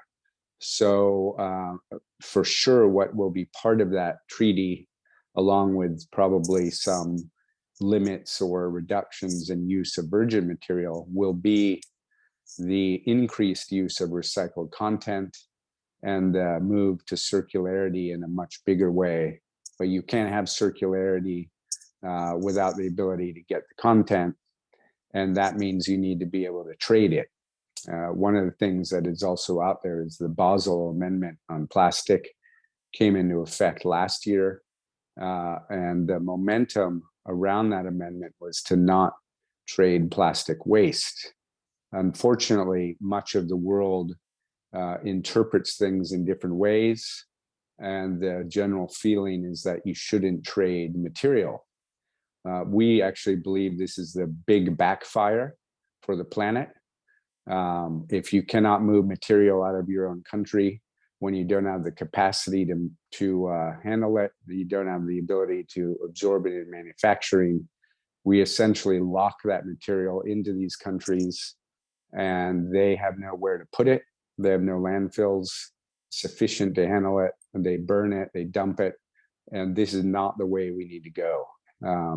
So we need to be adults in this discussion and be able to move material, even if it's bales and not fully processed, between countries who have competitive advantages to use it, process it, and put it into manufacturing. And that's a big challenge that we're working on right now.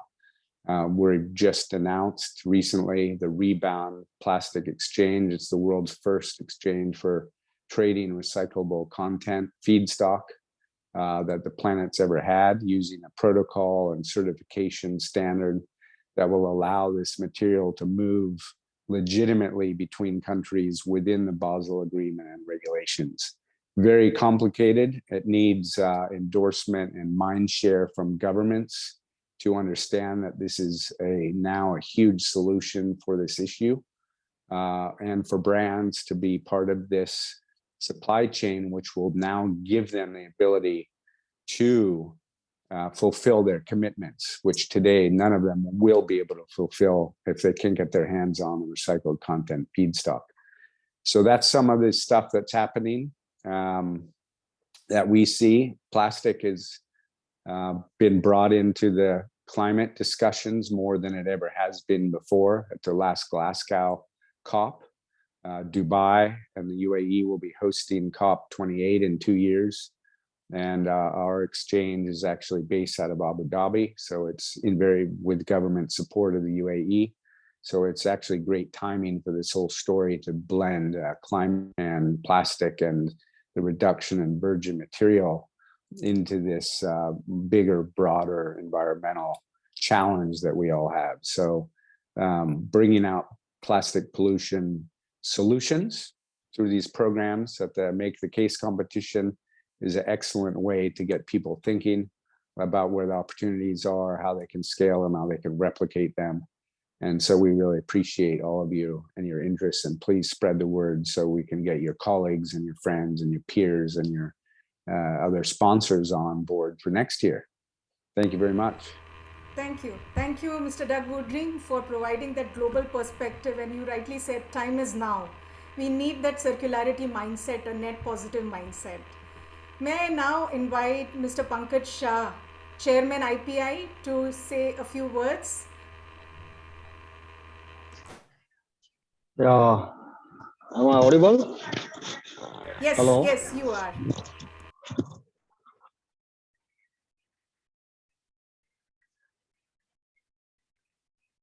Yes, Mr. Shah, you are audible.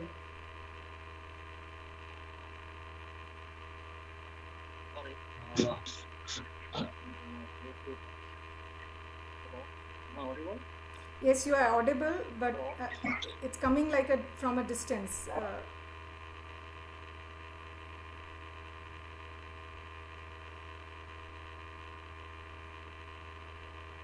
Yeah, am I audible now? Yes, better.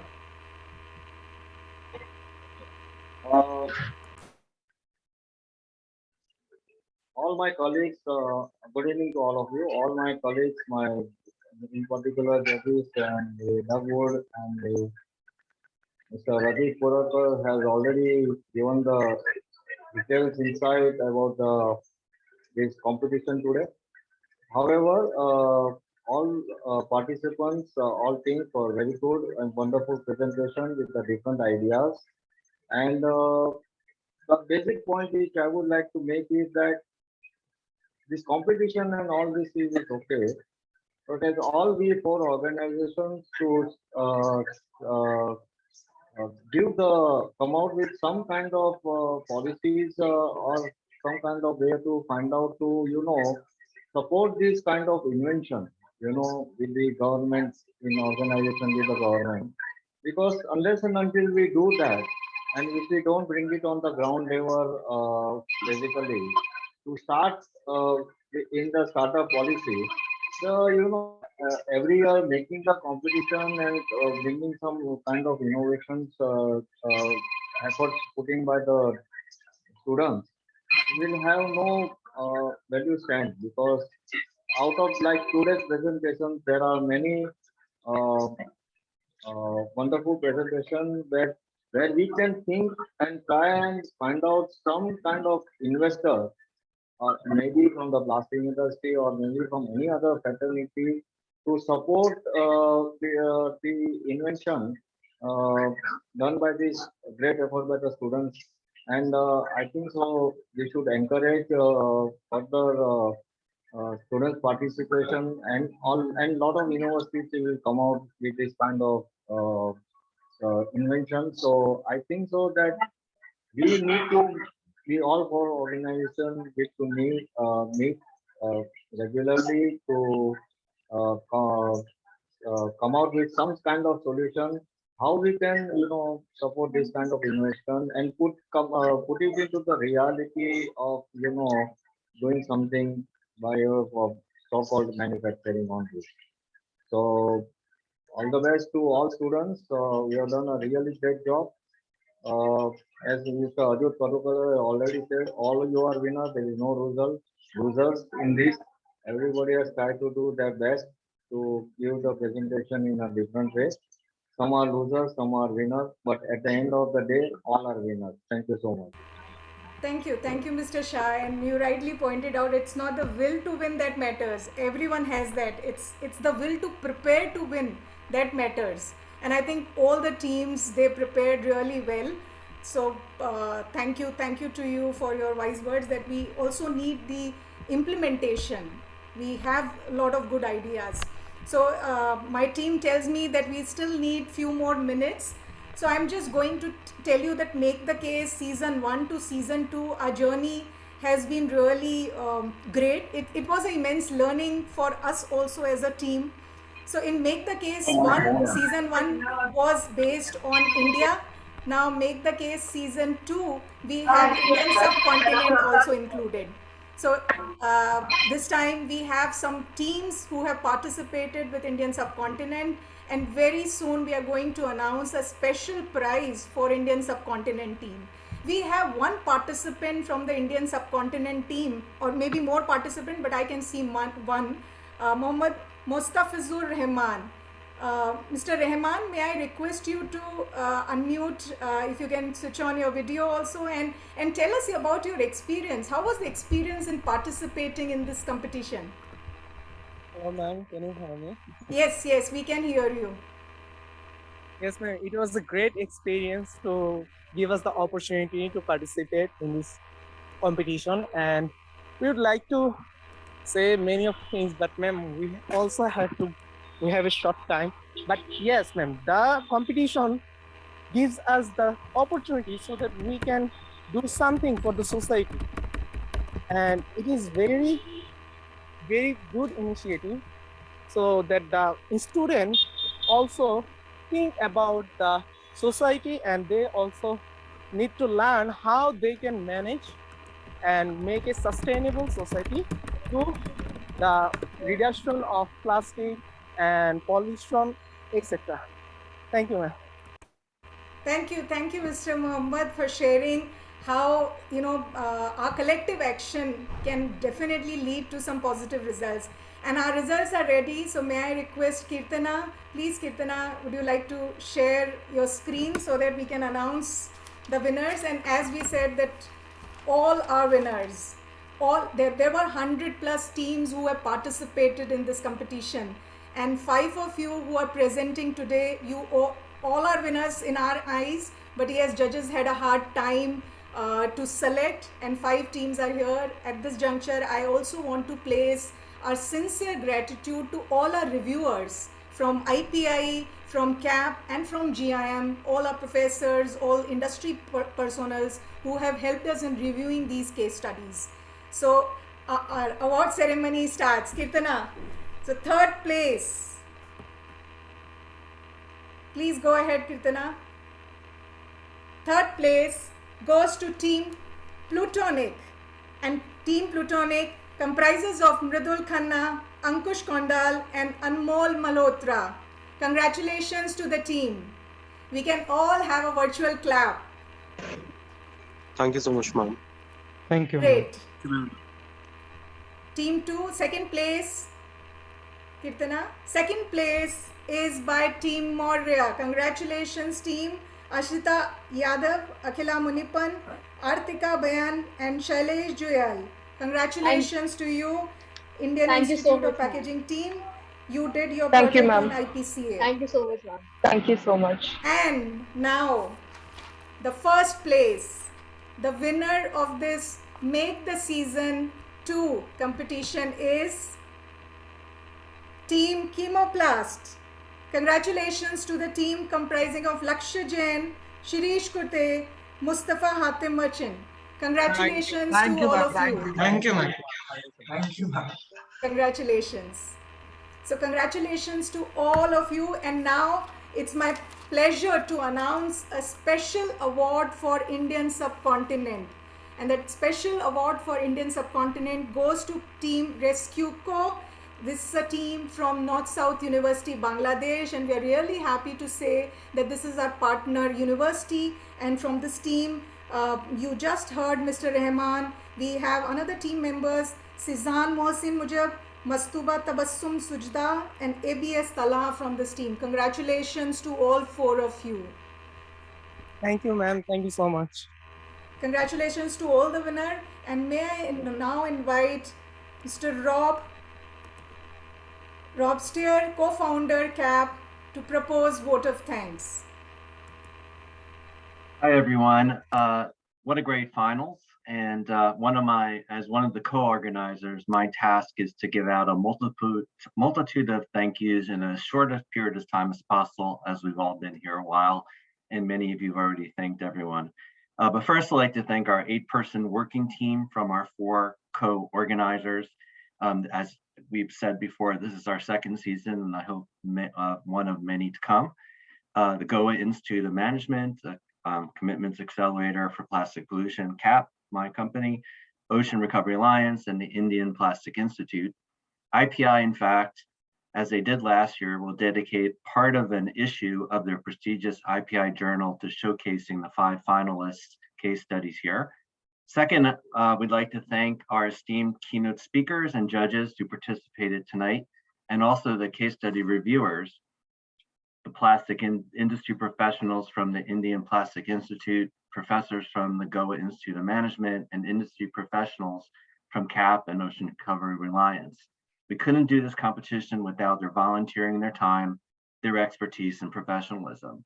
Third, I'd like to thank last year's winning student team, all of whom became CAP interns and interviewed the leaders of last year's finalist organizations for our CAP conversations, and they did a great job if you go to the website and take a look.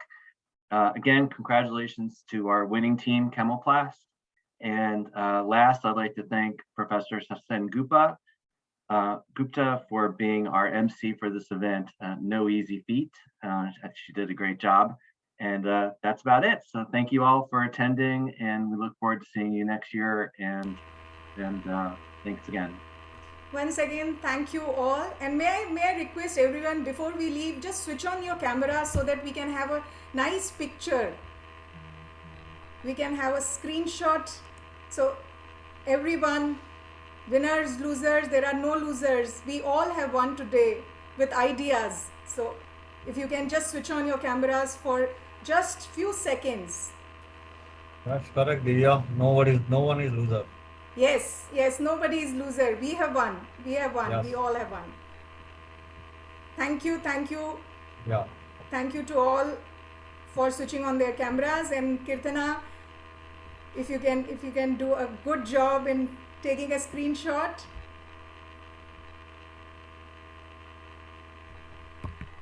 So once again, thank you everyone. Do visit our website.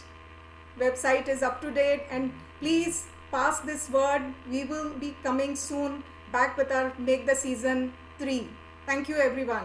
Thank you to all our judges. Thank you so much, everyone. Thank you, guests. All the best, and good night. Thank you. Okay. Everyone, thank you so much. Thank you. Thank you to everyone. Thank you, sir.